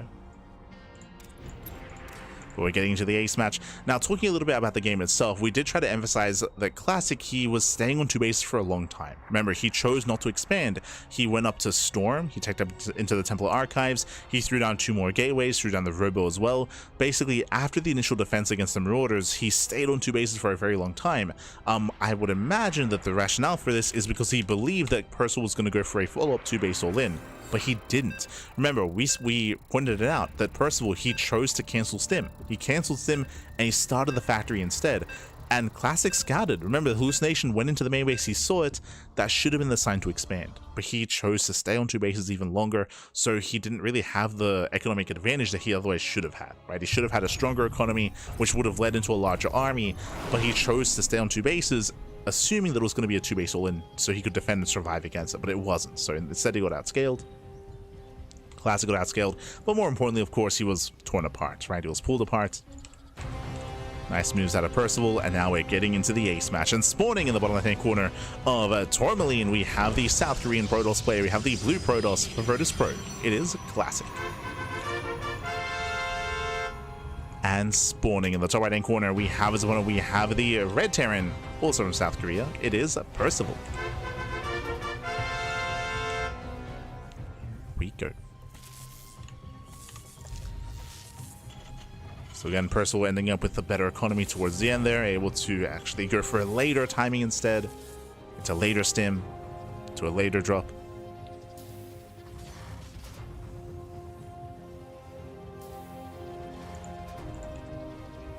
And now we end up on Tourmaline. Now, we spoke a lot about how a lot of the new maps are quite large. Here, Tourmaline is a more aggressive map. We spoke about this in the previous series here, but we do have a very wide entrance into the natural, a wide entrance into the third base as well. Being the defending player here can be very difficult, and if there were a map where Percival were to go for a 2 base all-in, like this would be the map, I feel.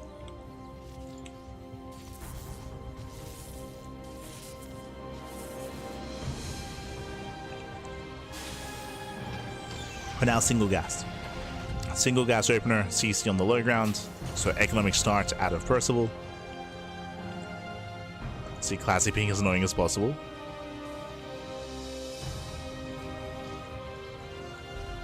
Does force it off center.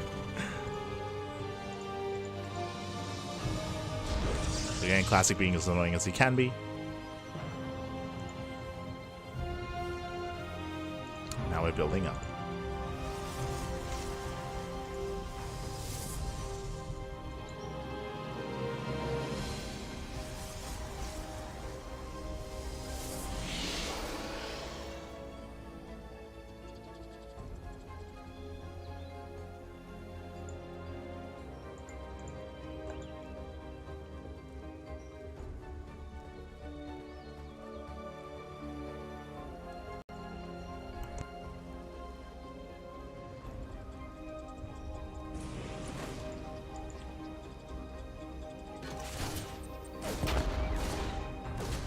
So the Reaper does break in, gets a probe kill.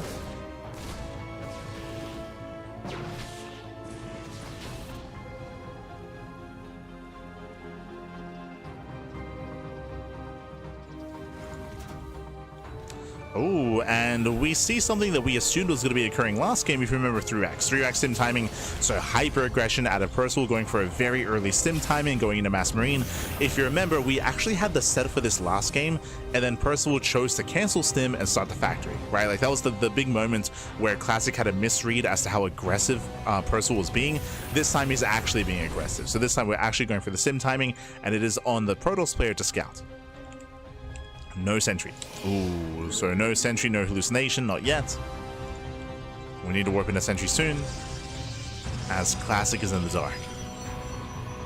And this time we actually have stim on the way. This time it's not cancelled. So this is going to hit hard.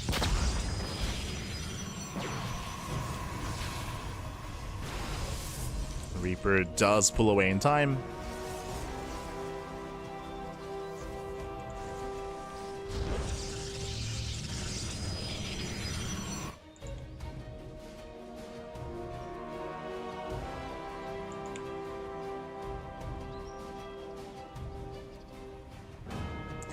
And Classic expanding. Is he going 2-gate? Oh, 2-gate bleeding into a third base. Greedy build here by Classic. Classic is still playing blind, by the way. This is scary. So Classic is being greedy, and he doesn't know what's going on. So Classic is gambling quite heavily here on Tourmaline of all maps. And we're building it. We're building up. Again, the upgrade's almost done. We're waiting for stim, combat shields. A couple of seconds away. And then Percival, he will soon pull the trigger. He'll soon move out. I would imagine he won't pull the boys because he does have a factory on the way. So that tells us we're kind of planning a little bit further ahead.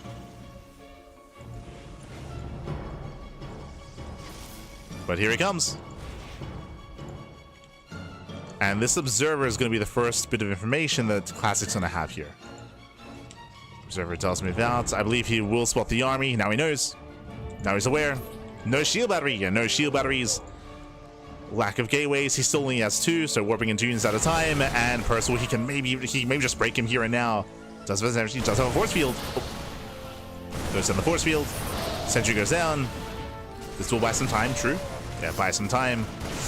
And that was what, the second stim? He's running out of stims here. Nice focus firing on the Marauder. And Classic will clean this up completely. Wow, very nice defense out of Classic. Completely shuts us down. And that might just be game. This had to do more damage. This had to break this position here at the natural base. The sentry bought a lot of time with the force fields. You could see that Percival, he wanted to go in. He wanted to dive into the natural. He wanted to dive. Remember, Classic scattered nothing across the map. Classic was greedy, and he gets away with it. He gets away with his greed.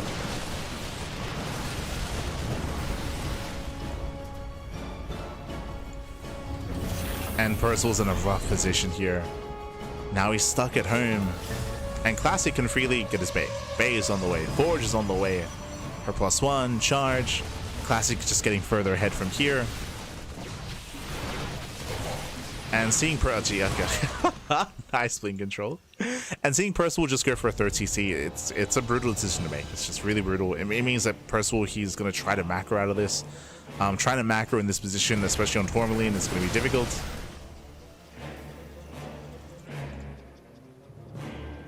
Again, the MVP sentry. It meant that the first stim was wasted. Wasted the first stim. Bought enough time. Classic getting a 4th base. And again, he's free to do so. He's free to get a 4th. Get a 2nd forge. Build up the Colossus.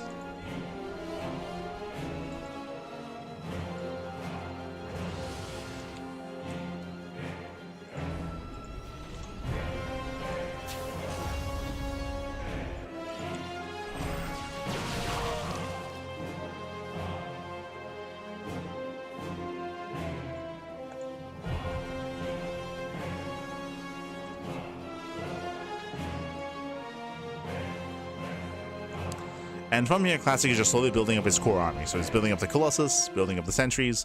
Now, supply-wise, Percival, he still actually has a comparable army size for the time being, and he has to make use of it. So again, there's still a window in time where he can try to break Classic. But it's not going to be easy. There are sentries. There's soon to be a second Colossus, now joining the army. And now 2 Colossi. Ghost will help.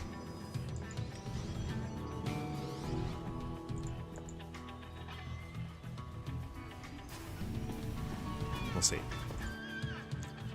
As the game slows down, there's going to be opportunities for Percival to maybe go for drop play and veer off towards the left-hand side and try to get into some bases.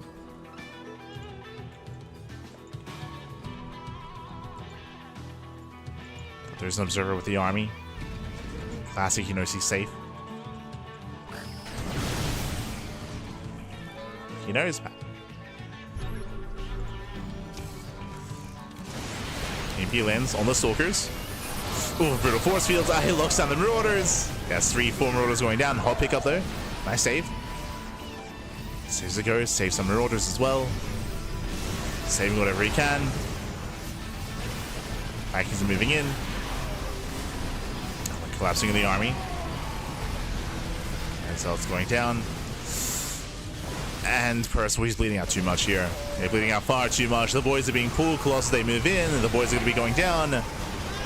The laser spot takes down 17 SCVs, 18, 19 workers going down. GG gets called, and Classic, he does take the series 2-1. GG.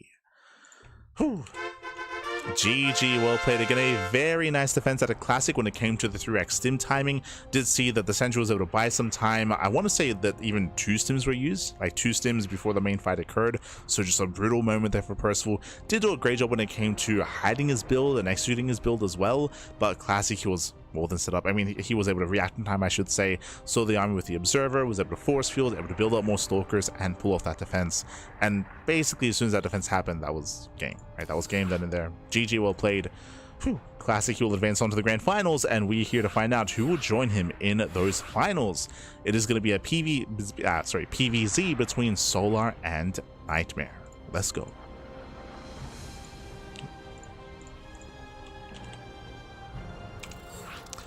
Let's go. We're jumping in. And game 1 is going to be on Tourmaline. Oh boy. Now, this is going to be an interesting matchup here. NightMare, he's not really known for his like late game, I should say. He's typically thriving in the mid game instead. We'll see how our players do compare to each other as we load into our first game. Let's go. Let us go. As spawning in the top right hand corner of Tourmaline, we have the South Korean Zerg player. We have the Red Zerg representing Team Falcons. It is Solar. And spawning in the bottom left hand corner, we have his opponent. We have the South Korean Protoss player. We have the Blue Protoss Streamer Zone. It is NightMare.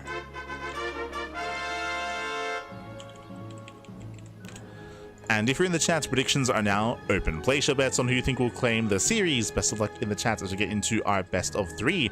Now, coming into this, Solar, he is known for being hyper aggressive in this matchup. More often than not, I want to say probably 80 if not 90% of games, Solar goes for an all-in. It's either a 2-base all-in, 3-base all-in. 3-base all-ins can even be a part of like maxing out on a Lair Tech army, going for like a Lingbane Hydra Lair Tech all-in instead. But Solar is hyper aggressive in this matchup. Meanwhile, NightMare, again, he thrives in the mid game, but it still feels like he's kind of like finding himself. NightMare, he can be very quirky, he can be very experimental with his play. I'll say that NightMare has a lot of potential, especially in his return. If you recall, NightMare, he did retire earlier this year. He retired to compete in Deadlock, I want to say. And he recently came back. Post EWC. Did come back like a month ago, maybe? Like around a month ago. Maybe 2 months ago at this point. So he's back with us, back in StarCraft. He's been streaming, he's been competing, he's been improving.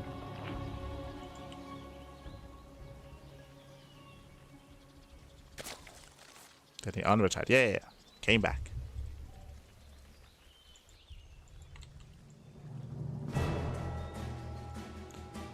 And again, he's still, I would say, building himself up. When it came to the quarterfinal results, he did take down Geralt 2-1, went all the way to the ace match. So I had a back and forth with Geralt. And we'll see what builds he goes for in this matchup. If you recall, the last time we casted NightMare was during the Turtle Tussle, where he did lose to YoungYakov. YoungYakov did bring him down, and we saw NightMare go for some really quirky builds. Speaking of, yep, we're going for the Twilight Council. And this is what we saw, right? It's like against YoungYakov, we saw like DT openers, David Epps. We saw a lot of really aggressive styles in the mid game. So far, we're staying in gas. There's a higher chance it's going to be Dark Templar. If NightMare pulls out, then we can throw in an extra gateways and go for glaives. But for now, he's staying in. There's a Robo, and we're waiting for a Dark Shrine.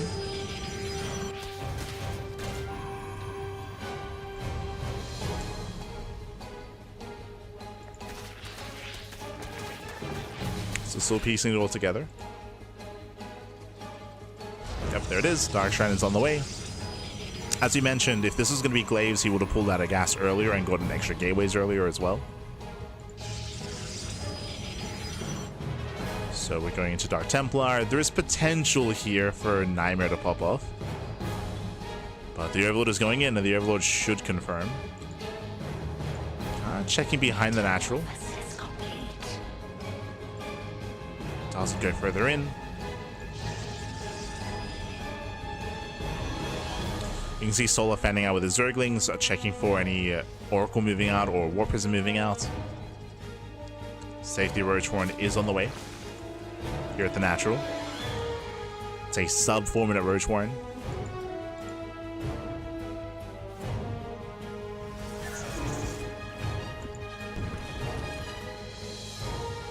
And we already have the Spore as well. So Spore is done, Roach Warren's on the way. Solar, he should be fine. He should be fine against this. As the Spore is repositioning. We have the Adepts moving out. Ideally, NightMare, he wants to sell the story that this is Glaive Adepts. He wants to try to sell that. And catch his opponent off guard with the Dark Templar. Take it across the map. Here come the DTs. I believe there's no Spore here at the third. Yep, no Spore. So DTs, they can maybe get on top of the Spore and try to focus on the third base. That's the best chance for NightMare. He's moving in. Your probes are under attack. God damn. It's the NightMare. The Spore will fall. So it does force a cancel. Gets 2 queens. 2 queens go down. Up. Doesn't quite get a third. At the same time, Lings, they do get across. They get the surround. Oh my god. Yeah, they collapse on top of the Adepts. And brutal surround here. Ay, ay, ay. Adepts will fall. We have some defensive DTs though. DTs to defend, Spore in the main base, and Solar, he's fine. Like Solar, he will get his third base up and running. He's droning, he's saturating.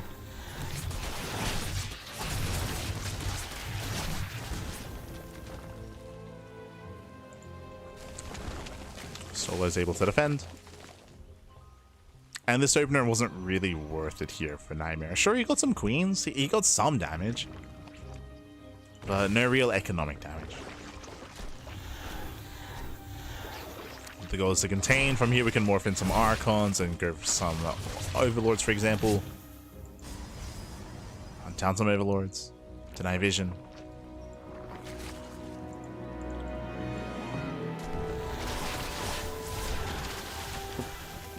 Doesn't get the Roach.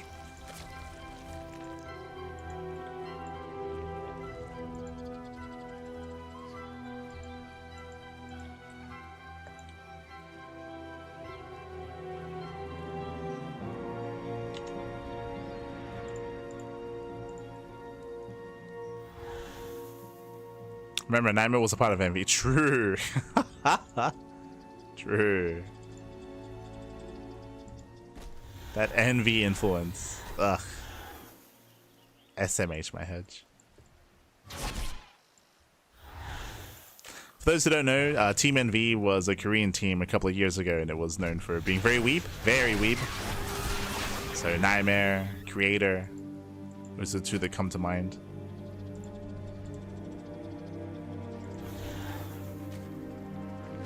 NightMare, Creator, I want to say Quanta alongside Mondo as well. True, true. Very weeb. Very.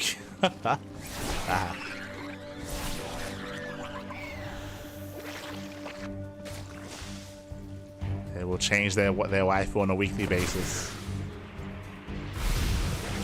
Dark times, papi, dark times. Oh. As NightMare does pull away. At the same time, DTs are going for the center expansion. I mean, they might just barely get it. One more swipe. Oh my god. It barely does. Doesn't lose a single Dark Templar. Nice pick up here by NightMare. At the same time, here comes Solo, though. He's pushing across the map. Back at home, there's one shield battery that's on the way. And Solo is going for the third. He's going for the kill. Lings are trickling in. They tank well against the Stalkers, and NightMare should lose everything here. He should, and he will. Solo cutting workers here at 3 base saturation. Did lose his 4th base, but it doesn't matter.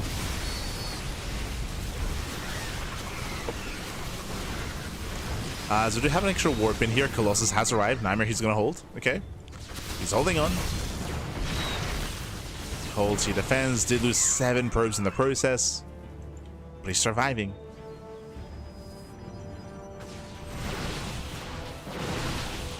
Surviving.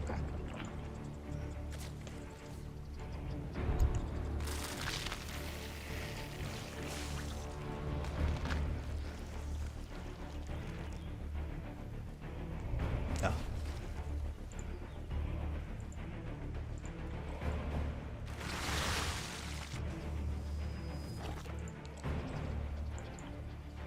Yeah, Solo, he's just focusing on purely army production.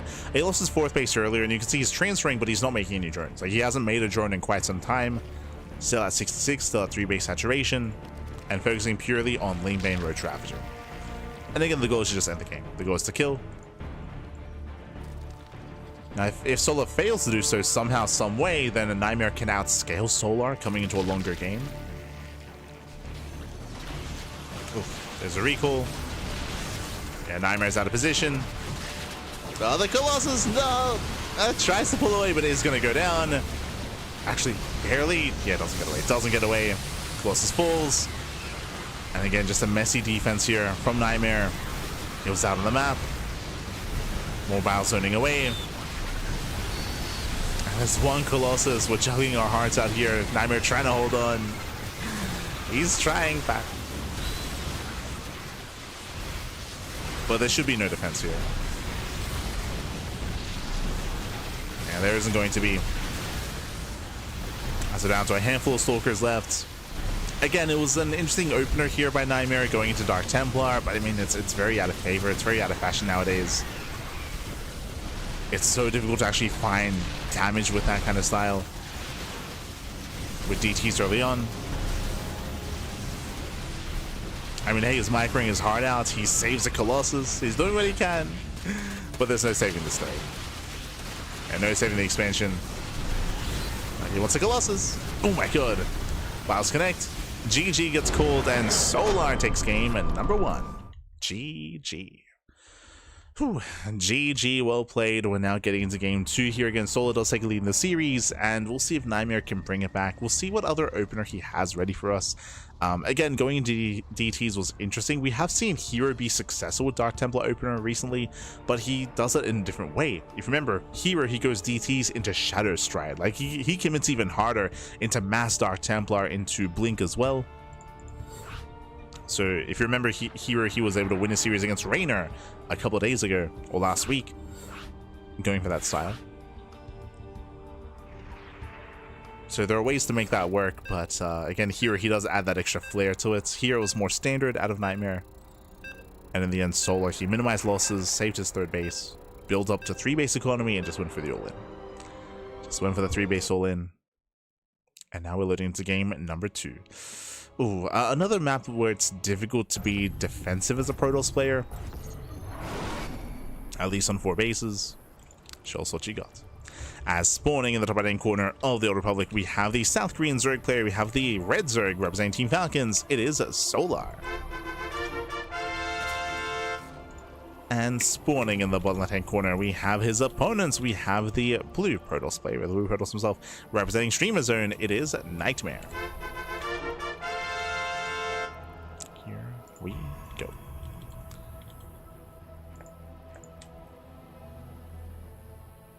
From here we are getting into game number 2.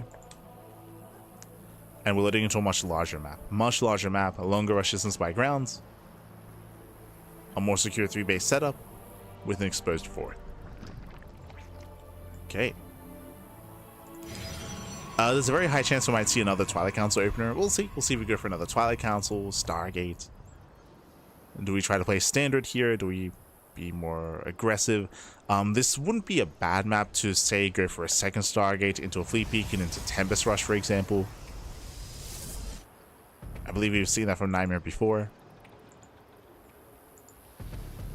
I'm just thinking of like other aggressive styles that we could see. Other aggressive builds.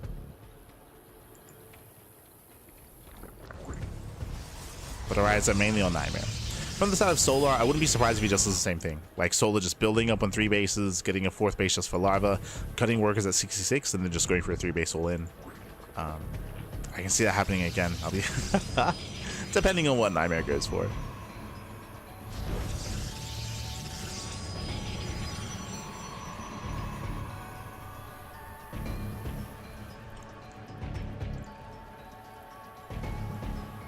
We could see Solar try to be fancy here because the map is so large. This is where something like Spire play, Muta play could be viable.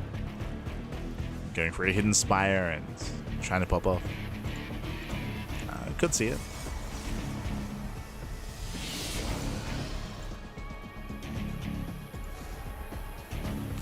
But now Stargate opener, okay. Does open Stargate. So far so good.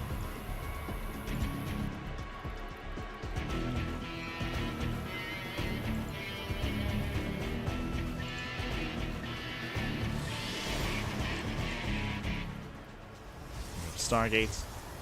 From here should be going for the Oracle. We'll see if it does go for the Void Ray instead.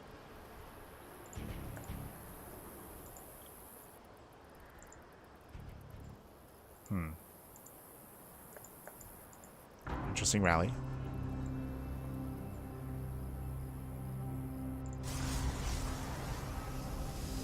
And it is the Void Ray. Yeah, we did notice the rally was back at home, not across the map. That's why we pointed it out. So going for the Void Ray, and that means we're going for some hidden tech.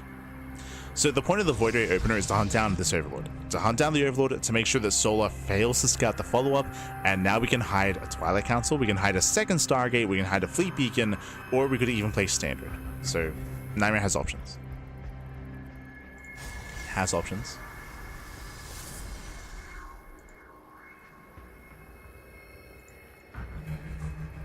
See what he goes for. As we mentioned, because this map is a little bit larger, then I can see a world where he could go for a Fleet Beacon. And now he's hunting, and he does find the Overlord. Overlord goes down. And yep, there it is, Fleet Beacon.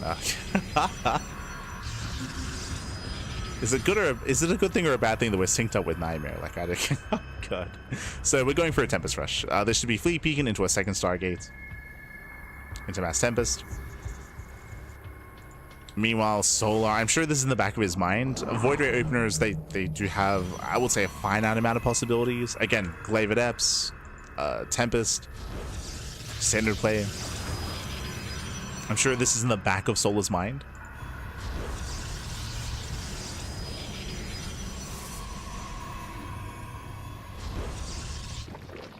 So now he's joining, saturating. Working towards his safety Roach Warren. I mean, again, remember, like, it's possible here that this could be leading into Glaives, or it could be leading to an early Twilight Council into charge. So safety Roach Warren just in case. Lings move out. Solar, he's looking for a couple of different signs. He's looking for a second Void Ray. Does spot extra Adepts. 4 so far. At the 3rd. Oh, coming in for the surround. Yeah, nice catch. Very nice. Ooh, and he'll get 1, 2, 3 Adepts. Ay, ay, ay. Yeah, that should not have happened. And NightMare is punished. Losing probes, forced to get extra warp ins, extra Adepts. There's no Oracle to defend. And the temps are building up. Now, from here, we could try to see a commitment into pure Sky Toss with a 3rd Stargate, or we should be seeing a Twilight Council, extra gateways into a ground follow-up.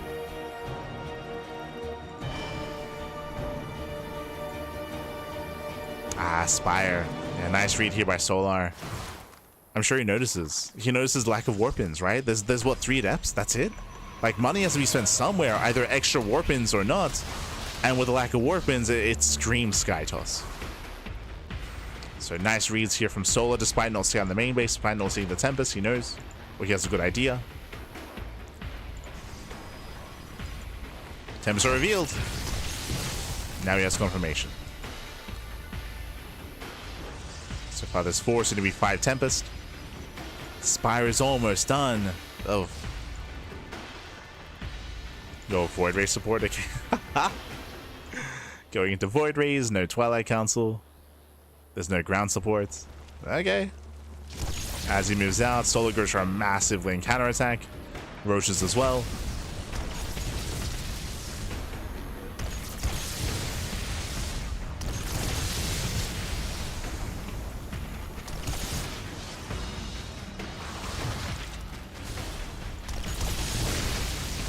And Tempest, they're gaining ground. They force a cancel, not bad.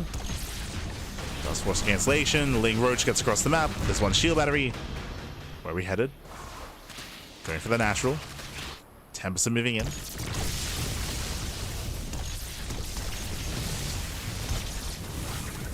Yeah, Ling Roach, they break through the front door, getting to the main.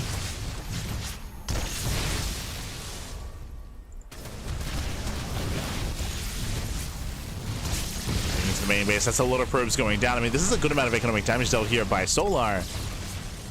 And that Hermes defending. Yeah, Hermes defends. Tempest are on their own. Forces a recall. 1 Tempest at full. Can he get 2? Barely not. Whew. Yeah, just barely not. And it is pure Sky Toss. Only 2 Stargates, or we have Void Rays, Tempest. That's really all that we have when it comes to the main army. We got some slow lots on the ground. Temple Archives, sorry, Twilight Council just now starting. And Soul's perfectly fine. Like he's now the one thing going for NightMare is that he at least did force a cancel in the 4th base. True. Did force a cancel, but he hasn't done much more than that.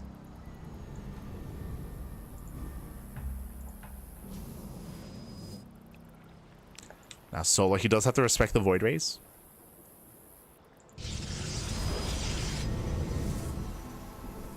Respect the Void Rays. There's soon to be 7 Void Rays here with Prismatic Alignment.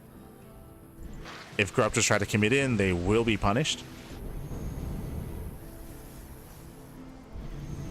So Solar, he's... I mean, I wouldn't be opposed to double expanding. Yeah, there we go. 4th base and 5th at the same time. He's droning. Building up his army.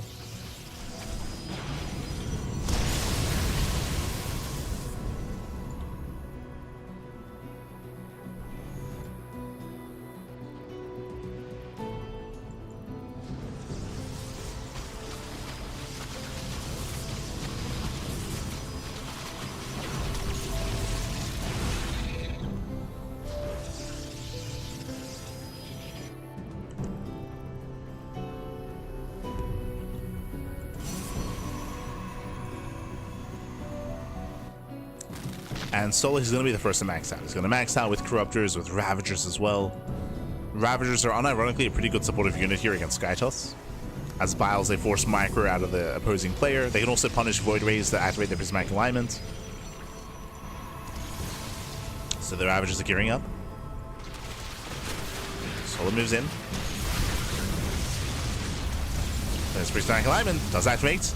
Has to back up. Has to wait it out. Biles a zone away. Once again poking in. Biles don't quite connect. And Prismatic Alignment runs out. So now he can just go in. He can just go in for the kill. And Corruptors, they commit. Void Rays are going down, and NightMare, he will lose everything to the Corruptors. Every Void Ray will fall. Down to 1, down to 0. The Tempests are exposed. There's barely a ground army. There's a handful of regular Stalkers. There's no blink. No blink. Vanilla Stalkers back. And Solar has done it. And again, we had some quirky builds up NightMare, which is what we expected at the beginning of the series. GG gets called, and Solar, he will take the series 2-0. GG.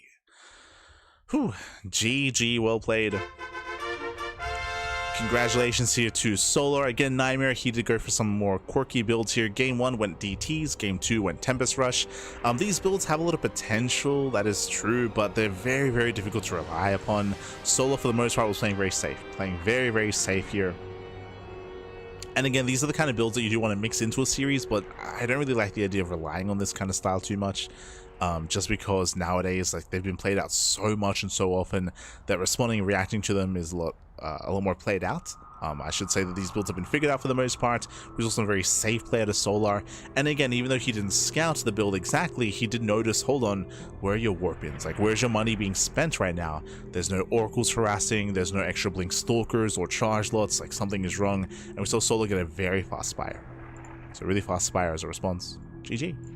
GG, well played. Congratulations. Solar, he does take the series, and now we're getting ready for the grand finals. Okay. It is going to be a best of 5 finals between Classic and Solar. It is going to be our PVZ. Exclamation mark be in the chat to have a look at the back yourselves. Let us catch up on how this series or how these matches have been progressing. Here we go. One moment. Likewise, we also, I believe, have something special. If I'm not mistaken, I believe it is going to be La Rifa time soon.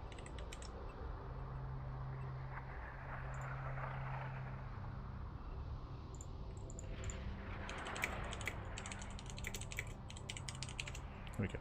From the top though, from the top we do have our brackets. The bracket has been progressing, and so far we have seen Classic stumble his way to the finals. We had Nickrat force the ace match, we had Percival also force the ace match as well. But that is a different matchup, right? Like, I would say that players like Nickrat, players like Percival, they can punch up and they have a lot of prowess and a lot of skill, and they can definitely cause a lot of upsets, specifically in the TVP matchup. That is where they're at their best. And we saw that they're able to take a Classic. Classic is one of the best Worlds players in the world. Despite that, Nickrat and Percival did make him bleed. But now we load into a different matchup. Very different matchup, very different format. PVZ. Coming into this, Classic has the best late game PVZ in the world. That is true. I would say his late game is better than Hero and better than Max. So Classic is a terrifying opponent in this matchup. But we'll see if we can get there. It's going to come down to the map pool. It's going to come down to the maps themselves and how this all plays out. I did mention previously that we expect to see a lot of all-ins out of Solar. We kind of saw that previously here against NightMare, where Solar was staying on a very low drone count, being hyper aggressive. I expect that trend to continue against Classic, and we'll see how these two styles clash. The more aggressive nature of Solar and the more defensive nature of Classic. Let's go. Let us go. Now, before that, very quickly, it is time for La Rifa. Let's go. We do have a random raffle. We have a random raffle set up here. Oh, bam, there we go. Every single week we do have a random raffle. This is a participation raffle available to all players. So all players that compete here tonight, everyone is equally eligible to earn 5 USD. Let's go. Let us go. We have 17 eligible players, and this week, who is it going to be? This week we do have our random raffle winner. Oh, it is Cristiano. GG. Congratulations here to Cristiano. Cristiano, he does walk away 5 USD richer. This week, Cristiano, he did go down to who exactly? Let me just double check. He went down to Percival. He went down to Percival in the quarterfinals, but he does walk away a little bit richer here with some prize money with 5 USD. So congratulations to Percival as we are getting into the grand finals. It's going to be a best of 5, and spawning in the right hand corner of Tourmaline, we have the South Korean Zerg player. We have the Red Zerg representing Team Falcons. It is Solar. And spawning in the bottom left hand corner, we have as opponent, we have the South Korean Protoss. We have the Blue Protoss. For Virtus Pro, it is Classic. And if you're in the chat, predictions are open. Place your bets on who you think will claim the series. Best of luck in the chat as we get into our best of 5. Remember, it's going to be a best of 5, not a best of 3. So a longer series between these two players, and they both have their strengths, they both have their weaknesses. I did mention that Classic, he has the best late game PVZ in the world. If he can get there, then there's none other like him. So that's going to be where he is at his best, is at his strongest. At the same time, though, Solar is a much more aggressive player, typically, I will say. And I do expect to see aggression out of Solar here on Tourmaline. Tourmaline is a smaller map, shorter rush distance by ground. Aggression is favored here, so I would give the edge to Solar at least in game 1, assuming that we do end up in a standard game state. So it's going to be up to Classic to defend, to survive. For now, Hatch Gas Pool, standard opener out of our 2 players. Whereas Gate Expand out of Classic. So far, so good. So we're settling in.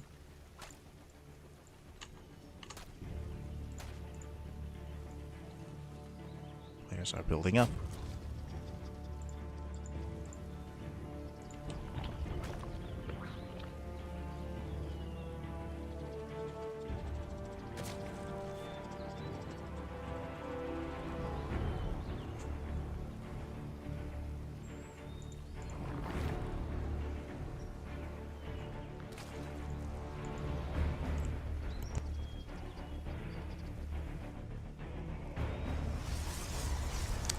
We go.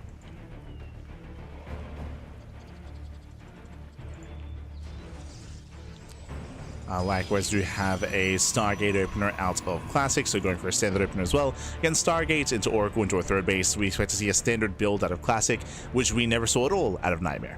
It just never happened. Never happened with NightMare, but we expect it here from Classic. We'll see how Solar does mix things up. Now getting his 3rd. And joining.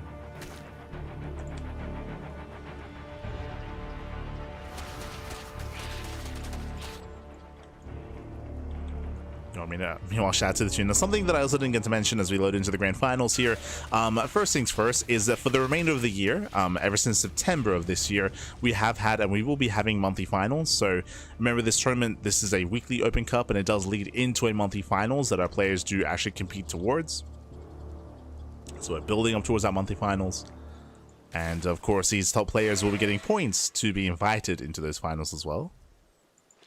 So depending on how the results do unfold and who shows up next week as well, you know, we could see someone like Classic, Solar, even both of them make it through. We'll see. Alongside other top players. Likewise, if you want to support this tournament, if you want to support the players, the Ducklings, and the tournament series, Patreon. Patreon is the place to be. ! Patreon in the chat. Our Patreon is designed to fund this tournament series. The Tuna Cup is grown through Patreon, so you can help support us. And help us grow the Tuna Cup.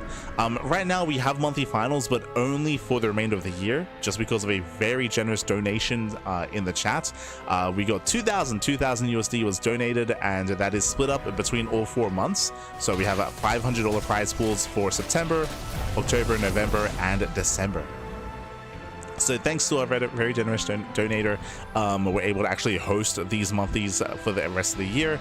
But when it comes to 2026, it's all done via Patreon. So if you want to help us grow our tournament, if you want to help us grow the Tuna Cup, then supporting us on Patreon will help a lot. And also, thank you so much to all the current patrons. Thank you so much to all our patrons. We've been getting a lot of support this year in our Patreon. We've been growing our tournament a lot as well. So thank you so much. We appreciate it. For now, we do have the early Evo Chamber into +1 melee, so Ling Hydra out of Solar. Lings they perk out, so we do have a standard blink timing here. I don't see a Forge though. Hello. Okay, I see you. A couple of things. So far, Solar going for a very standard play. Very standard play here.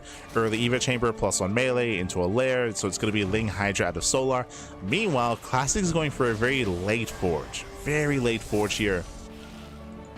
Solo goes in, confirms no Forge in the main base. Now, if we were going for no Forge entirely, I would assume Gateway Explosion into an 8-gate 3-base all-in. That would be my assumption at the Classic, but he does go for a delayed Forge at the natural, so he's still investing a little bit further ahead, a little bit. So far, building up to 5 gateways. I did mention earlier that aggression is going to be favored on this map, and then we do have a Baneling Nest as well for Solar, so it's going to be Ling Bane Hydra, not just Ling Hydra. Building up his Banelings. Blink is almost done. And ideally, Blink finishes in time for Classic to push out towards the 4th base and try to force a cancel. But I'm not so sure he can, to be honest. Here comes that Hydroden. Stalkers are amassing. And as you mentioned, Classic is time to apply pressure. It's time to try to force a cancel on the 4th. So Classic is moving out. Does move out. I believe he was able to catch a couple of tumors. And he wants to have, oh, he blinks in. Yeah, he goes for the dive. But he gets around it. He gets around it, though he gets punished. Where's the Oracle? No Oracle support either. A lot of Stalkers going to be falling. The Lings, they move down to the low ground. They move down. And it's going to be a lot of losses here. Yes, some brutal losses here for Classic. Already losing how many? Losing 5 Stalkers already. Ay, ay, ay. Losing 6, 7. 7 Stalkers going down. And with that Classic, he's completely shut down. This was not worth it. This was not worth it going for early blink. He failed to break the 4th base. He failed to force a cancel or to kill. And Solo's looking very comfortable here. He's droning, saturating. Massing up his Ling Bane Hydra. At this point, I don't think we'll see an Infestation Pits. He may just cut the pit, cut Hive Tech, cut Lurkers, and just go for a Lair Tech all in instead.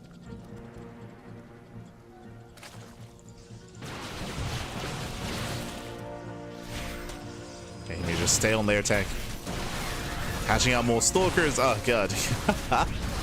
That's 3 more Stalkers going down.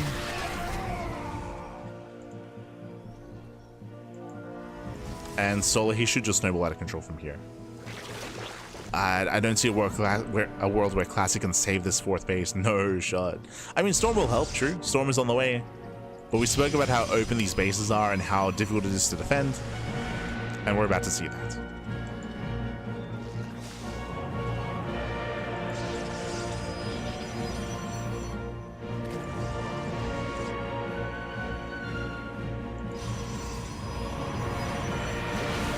About to see that. How many had Templar? 6. Jesus. Okay, so 6 Templar, 6 Storms. That's what we're expecting out of a Classic. Do you see Solo going for a run by? Bailing speed is done. Yep, there we go. Here come the Bailings. Bailings are morphing in.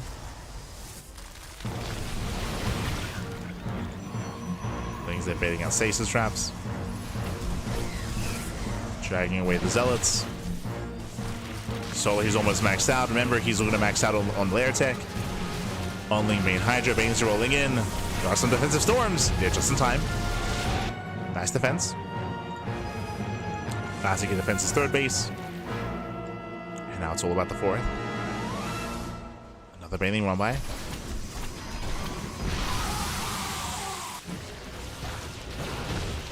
Storm zones away. And remember, the supply does tell a story here, but Classic, the longer he holds on, the better it's going to be. Ooh, Banelings, they crash in. They catch most Templar. The Storms have been connecting. Oh, God, he just... Oh, Jesus. He just takes the Storms to the face. He just takes it. Banelings rolling to the mineral line. Ling Hydra is breaking through. Now 0 Storms. 0 Storms left. Without Storms, Classic, he cannot defend. He cannot hold on. And he shouldn't. Shouldn't be able to defend here. Nice target firing out of Classic. Does focus out most of the Hydras. Very nice. Okay. Classic is holding on. Here comes a Fleet Beacon. Getting into Sky Toss. Getting into the Mothership. Classic, he saves the expansion. But his high Templar count was reset. So Classic needs time. He needs more time.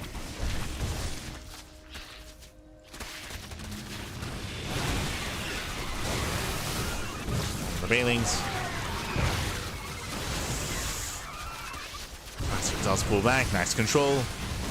Toss spread to the mineral line. But against Solo, he should still have enough to break this position. Oof. And Bailings crash in. Takes down those Zealots. Archon falls as well. No High Templar, no Storm. And the Ling Hydra is barely breaking in. Okay, not the cleanest assault here by Solar, but it's good enough. GG gets called. Solar, he breaks through, and Solar takes game number 1. Whew, GG. Solar does take lead in the series, and again, just a really rough start for Classic.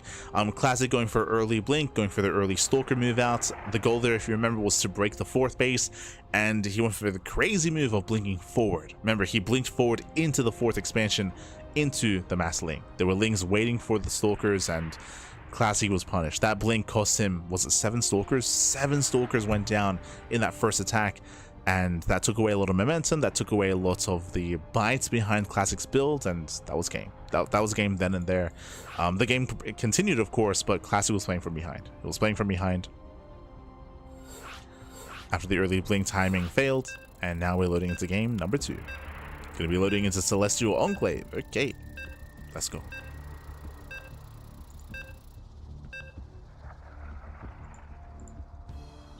What? Let's go. Celestial Enclave is one of the larger maps in the map pool, very large map, known for longer and later games. We'll get into it. As spawning in the top right hand corner of Celestial Enclave, we have the South Korean Zerg player. We have the Red Zerg representing Team Falcons, leading the series 1-0. It is a Solar. And spawning in the bottom left hand corner, we have as opponent, we have the South Korean Protoss player. We have the blue Protoss for Virtus Pro. It is Classic. Here we go. Welcome to Celestial Enclave, where we do have a pocket base. We have a pocket expansion here on the left-hand side. We have a very secure natural as well. So again, this is one of, if not the largest map in the map pool. Massive map, a lot of bases, a lot of expansions. Ideally, you want to be saving this pocket base for later. You want to save it as a 4th or as a 5th base. You don't want to take it early on. That'd be a waste. So we're going to be holding on to that. We have our natural on the way. And the Classic should be expanding linearly. Now, what I will say here is it's quite difficult to actually defend specifically on 5 bases, or on anything more than 3.5, right? Like here we have our 3 base setup. Even here, the low ground expansion is exposed. We have the low ground here on the left, we have the low ground here on the right. Very open, a lot of angles of attack. It is going to be difficult here to defend, to be a turtling player from the side of Classic. It's not as bad as Tourmaline. I would say that Tourmaline is more open and more exposed. So, you know, the map was working against Classic in game 1. Here, I think it's going to be a little bit better for Classic, but we'll see how Solo approaches.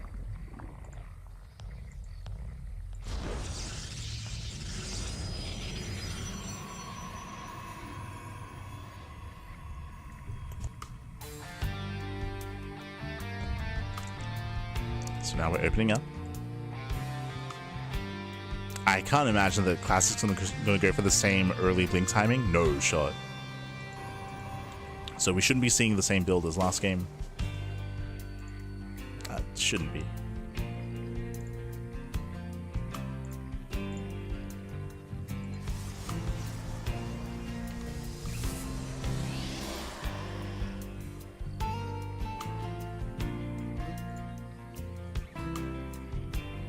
Are there like 4 tournaments happening at once right now?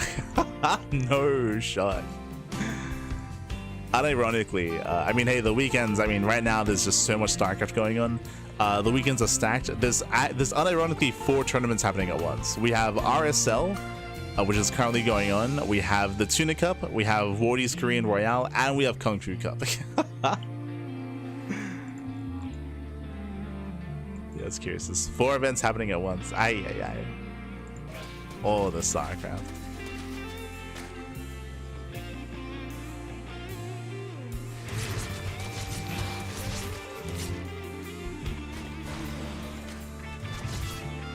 Feels bad, man. Feels bad. For now, though, we do have our Stargate opener. Stargate into Phoenix, not into Oracle first. Okay, you have my attention. Aztec Classic.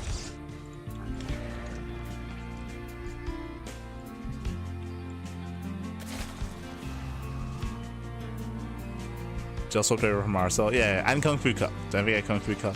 It's also ongoing. So 4 tournaments at once.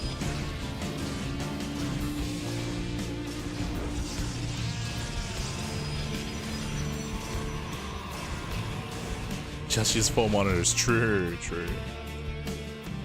Aye.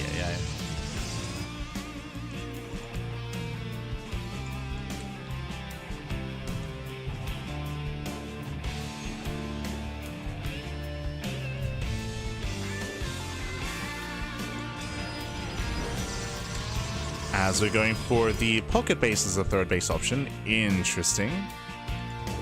Does go for the pocket. Classic will be very secure on 3 bases, true. Very secure. Zero does take a lot of hits, but does pull away in time. Once again, we do have our Evo chamber, and once again, we should be working towards +1 melee. Oh, wait, no, sorry. Did cancel. Okay. Cancel the Eva Chamber. Gonna be joining up. Lair first out of Solar.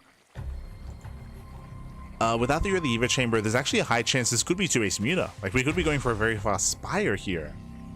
Yeah, more bases on the way, taking extra gases. Is it going to be Spire or is it going to be the Hydra Den? Show us what you got. Tempted Ling Rumbys. Yeah, more gas being taken. This has to be Spire, right? Show us the mutas. Ooh, never mind. Okay, it's going to be Hydras. Now, based on how much gas there is being taken and based on the fact that there's no Eva Chamber, it looks like this might just be a Hydra Den into Infestation Pit, into Lurker Den, into Hive. So we'll see how tech heavy this is going to be for Solar, just because he has so much gas. So I'm expecting further tech here. Otherwise, technically, there is a style that Solar was very fond of like a year ago, where he goes for only Hydra upgrades, no Eva Chamber, no +1, no nothing, just purely Ling Hydra all in, without Banelings either. So no Banelings, no upgrades, no lair. Sorry, I meant to say no Lurkers. And pure just Ling Hydra. I remember he was very fond of it at the end of last year and the beginning of this year.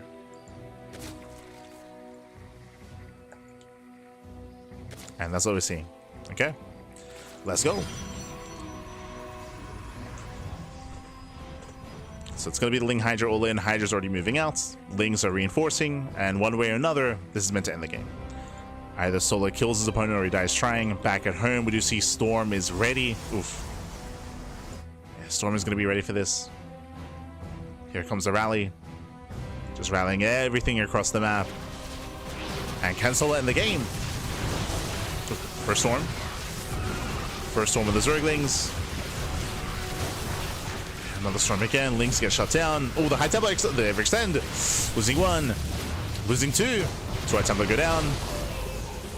Miscontrol at the Classic. And I believe that's the final Storm. Yeah, the final Storm. And remember, Solar, he's not stopping. He's rallying everything across the map. Cutting works at 63. That is under 3 base saturation.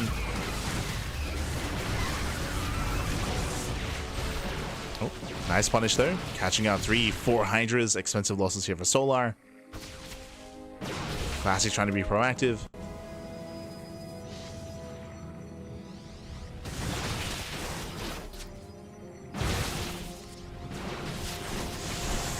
But his Solar, is he running out of steam too heavily here? Oh, a brutal blink. He's crazy. Yeah, blinks on forward. He will lose all the Stalkers. That was not worth it. Yeah, not worth it whatsoever. And Solar, he's done it. He has broken Classic. As Classic gets punished, blinked into the army, and he will lose everything. The Stalkers are going down. The Archons, the High Templar. Ay, ay, ay. And again, this all-in is just snowballing out of control. Solar is still just rallying. The Hydra's getting low. Catching out more Stalkers. And again, there's no splash damage, right? There's no splash damage. No Storm, no Archons. Stalkers that barely hanging on. Just barely. Blinks in. Catching out 3 more Hydras. But the rally does not stop. Not at all.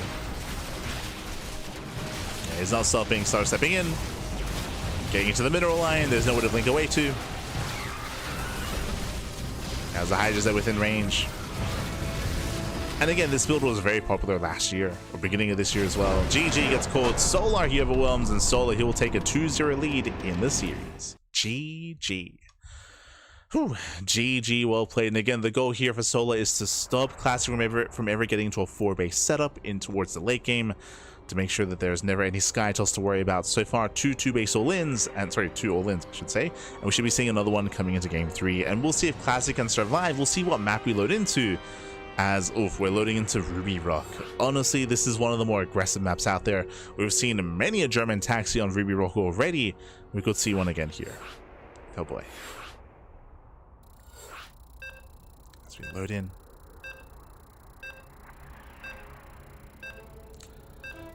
But once again, this map does have a much more exposed 3rd base, a much more exposed 4th base as well, much more accessible.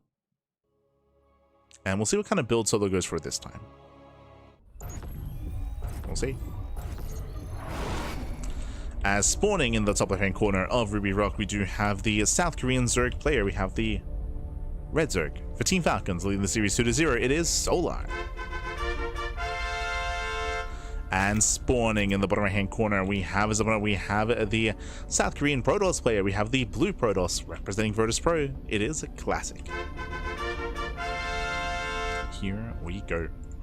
And again, depending on the maps, these all-ins are more favored here. We spoke earlier how specifically on Celestial Enclave, the low ground linear third base is much more open, much more exposed, and we saw how difficult it was for Classics to defend, specifically at that low ground expansion. And welcome to Ruby Rock. And I feel like based on how this series has been progressing, we should be talking about the defensive nature here of this map and how open it is. Specifically the third base. This third base here has a very wide entrance coming into the third base. Likewise, there's no ramp. There is a ramp here towards the top side, but reinforcements rally typically comes in towards the left or comes in from the top side instead of the center of the map. So there is a ramp somewhat, but the entrance here is still very wide, so an arc here of Hydras can get a lot of value, a lot of surface area on the base itself.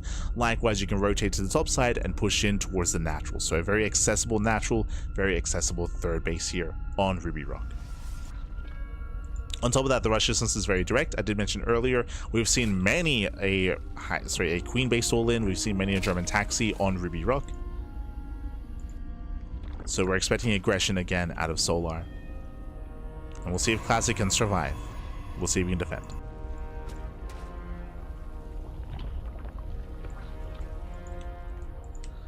When it comes to some of the other maps in the map pool that would be more favorable towards Classic, I would imagine they were vetoed, but I'm thinking of maps like White Rabbit, for example. Taito would be a little bit more quirky. I don't think I've seen enough games on Taito Citadel yet, but I know that it's been vetoed a lot because of its quirky nature. True.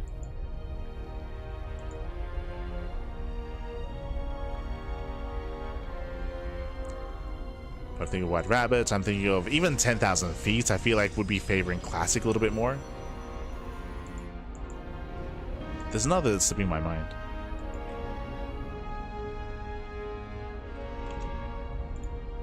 What am I thinking of? Winter Madness, that's it. So White Rabbits, Winter Madness, 10,000 Feet. But we haven't gotten to any of those maps yet. And I would imagine that Solo's going to be vetoing the maps I just mentioned. True, true.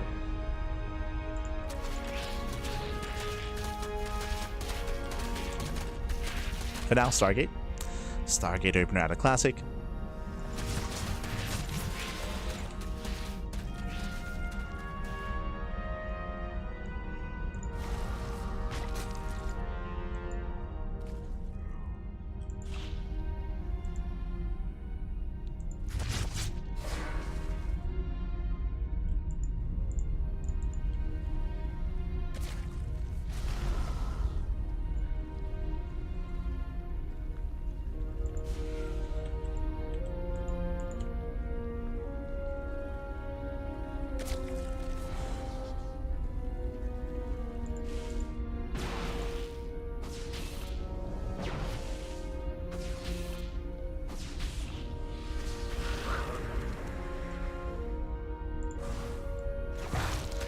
So Class is just going for the Oracle, expanding, getting his third base. So far, standard build here out of Classic.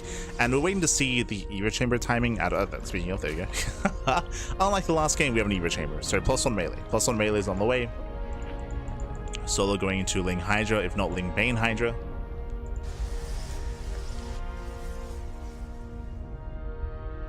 See something more standard out of Solar.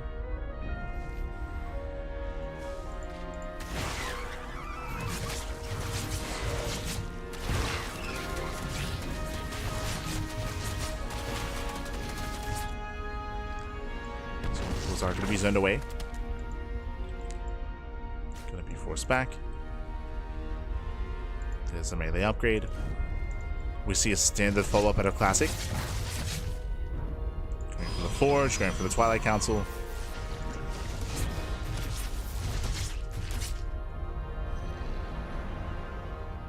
And we do see a safety Roach Horn out of Solar. He might actually make use of it. I'm curious here. I spoke earlier about German taxis, and we've seen a lot of them here on this map. So that's going to be an option, but I don't think it really coincides too well here with melee.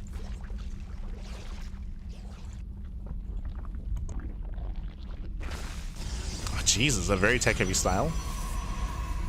So Blink is on the way, Forge, Fast Templar Archives into Fast Storm. So classic rushing into Storm. Let's get into the mineral line. So far, getting 3 drone kills. Just 3.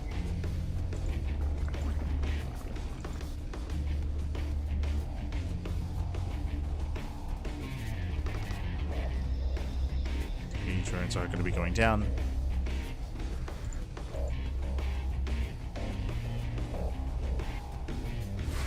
Oh. Nice harass here out of Classic. Gets in. Gets 2 more. Delaying more mining time. Lair is almost done. I'd say shade into the main. The Sandlings are keeping up. And Solo will defend.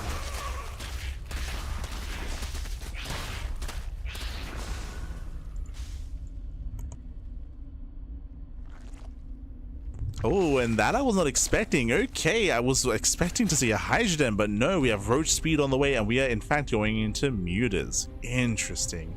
Usually we expect to see Muta play on some of the larger maps in the map pool. To see it here on a smaller map is very bold. It's a very bold move. Very risky play here by Solar. Bearing in mind that we already have Blink Stalkers. Storm is going to be done in time as well. It's going to be a lot of anti-air here for Classic. So very risky. Classic is taking his 4th base.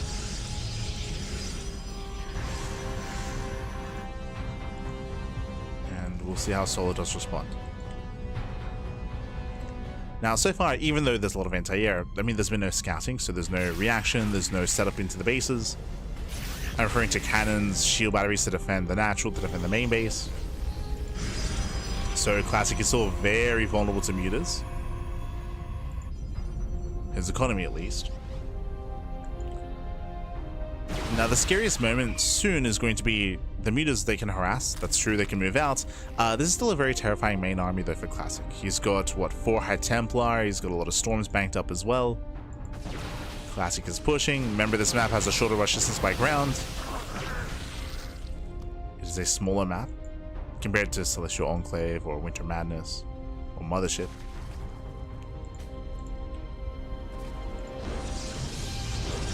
He's turtling. Oof, that's going to be difficult. It's going to be difficult to get away with, I should say. Classic is going to try to turtle up into Sky Toss. You can see he's throwing down cannons, throwing down shield batteries. He's trying to wall up. Mutas, they go into the main. The main base does have 1 cannon to help defend. But Mutas, they get in. They're going for the cannon. Cannon will go down. A couple of defensive Stalkers at the same time. Lings, they do catch a High Templar. Nicely done. Templar, ooh, does fall. And so far, these Mutas, they do get a full scout. Mutas are on the way. 8, 9, 10, 11, bro, God. 11 probes go down. At the same time, though, that's going to be so many dead Mutas. And so he commits. He's maxed. He's maxed out. Hey, we spoke about a German taxi. It is going to be a Roach Queen Walker across the map. Going for the 3rd base. There are a lot of storms. Oof. Yeah, storms are connecting. Oof, some brutal storms as well. Queens are left alone. Every queen will fall. More storms on the Roaches. And the Mutas are going to be thrown away. Oh, we're setting up the storms. Oh, God. Is there one more? There is. Storms, they melt the Roaches. They're so low. Incredibly low on HP. And again, Solo takes a very careless fight into the storms. Classic's holding. He's holding on. Meanwhile, Solar, he has no further tech. You can see here he has no +2. He has no Hive on the way. Solar, he has to end the game with this push. He has to end it. Okay, Roaches are going for the mineral line. They get past the cannons. The main army once again has a decent angle of attack. Still running through the storms, and there's what, 1 storm left. No, actually 2. There's one more. There it is, the final storm. So he does still have a very nice angle of attack that we spoke about. We spoke about how open this third base is. It's so open. And this base should fall. Yeah, Solar, he has too much. He has far too much here. Breaks the Archon. Breaks through the expansion. Piles are connecting. That's still a lot of Blink Stalkers. Diving on the Ravagers. Okay. Does dive in. Lings are trickling forward though. And it's Spear Stalker. Yeah, Spear Stalker defense. Lings, they trade so well against this. Can he get the Nexus? He just gets the arm. He gets both. He gets both. Trades with the army. Expansion goes down. And yes, a carrier has arrived, but it's just one. Just one carrier. Remember, there's Aspire because of the mutas earlier. Corruptors are on the way. And Classic, he failed to defend his third. I mean, Classic probably had the best fight he could have hoped for, right? Like, we saw so many storms getting so much value. Classic, he survived against the first wave, the first push, even though I don't think he should have. Thanks to Solo just standing in like 3 full storms. It was crazy. So Classic, he survived initially, but as you mentioned here, like, this space is just so open. The amount of Roach Ravager they can engage at once just because of how open it is insane. And now he Star steps in. Star steps in. Carrier goes down.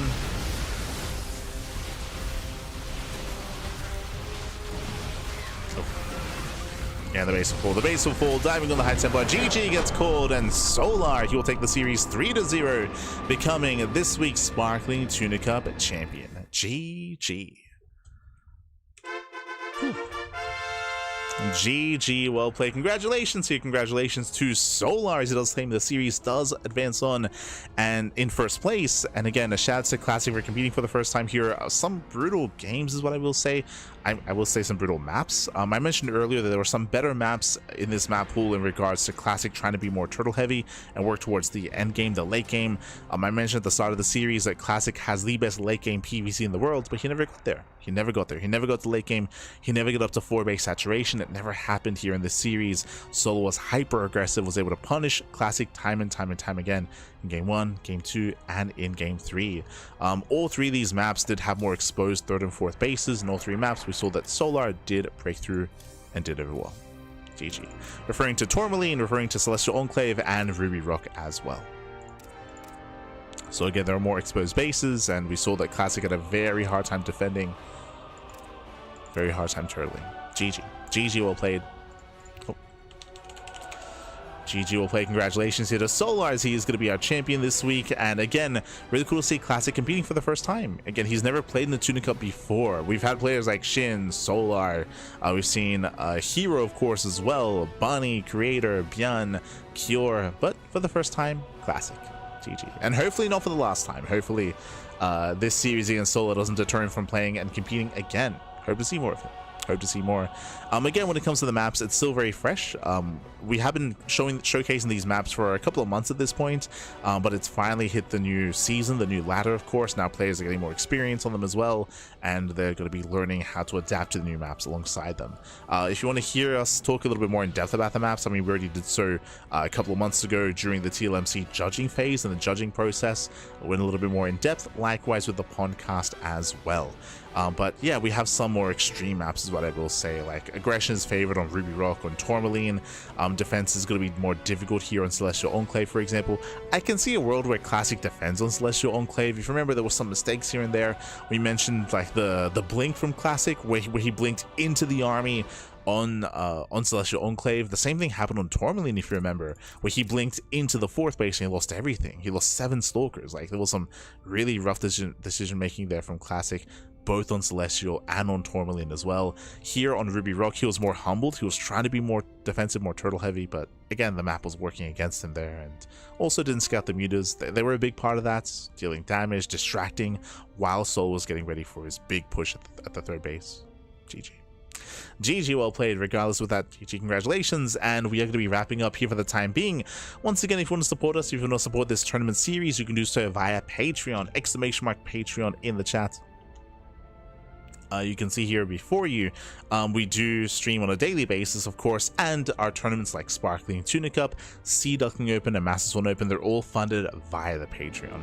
You can actually see our current Patreon goal just under the schedule, just under the graphic on my right. If you see it down there, we currently earn 588 USD a month via Patreon, and the next goal is at 670. And again, that all is going towards the prize pool of our tournaments, towards growing the events and having some bigger prize pools as well, eventually leading into a monthly finals. Would love to get there, would love to unlock it. Meanwhile, when it comes to the rest of our schedule, you can see that we do have a busy week, as always. RSL, we have the Revival StarCraft League, going to be casting that here on the channel. We did skip the group stage. We're not covering the group stage, but we are covering the playoffs, so that's going to be this coming week. We also have the Wardy TV Monday broadcast on Monday, Tuesday, and Thursday. The reason for this is we did miss last week. We did miss out last week on the Wardy TV Monday, so we're going to have some catch-up streams, and of course this week's Wardy TV Monday as well, so we're going to be catching up with those events. We have Big Star Cup, we have the Pondcast as well. The other big thing that we're going to be covering is Kung Fu Cup. Kung Fu Cup is currently live at the moment, and we're going to be catching up via replays, most likely next week, just because next week we have a little bit of a leaner schedule. So next week will be the Kung Fu Cup. This week is going to be Wardy TV Mondays and non-stop RSL. Oh boy, let's go. So again, that is going to be our schedule this week. Again, we cast at least on a daily basis or multiple times a day at some point. Thursday is going to be a little bit more intense here, but overall, hope you all enjoy yourselves. It's going to be a great week of StarCraft. Just catching up in the chat. Carrier has arrived. Yes, the one carrier did arrive towards the end. But otherwise, thanks for watching. We're going to be giving another StarCraft streamer a raid. Again, there's a lot of StarCraft going on at once, with RSL, with Kung Fu Cup, with Wardy TV Royal, the Korean Royale, with Tuna Cup as well. It's a busy weekend. Busy weekend. Who do we raid? Good question.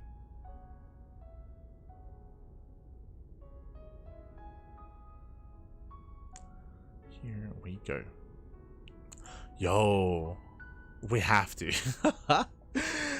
He's live for the first time in a long time. Give him some love, man. Give him some love. Otherwise, thanks for watching. Thanks for watching. Thank you so much for the support. We do appreciate it. If you want to support us, again, Patreon is the best place to do it. Otherwise, follow us on all the socials: Twitter, Facebook, Instagram, YouTube, and Discord. All things CranKy Ducklings. It is very late here in Australia. It's midnight. Gonna stay up a little bit longer to look after our bunnies, of course, and take care, everyone. Take care. And we'll see you guys tomorrow for some Wardy TV Monday action. That's going to be in 10 hours. In 10 hours time, we'll be live with some more StarCraft. Oh boy. See you then, papi. See you then. Till next time. Ciao, papi. Ciao. See you next time.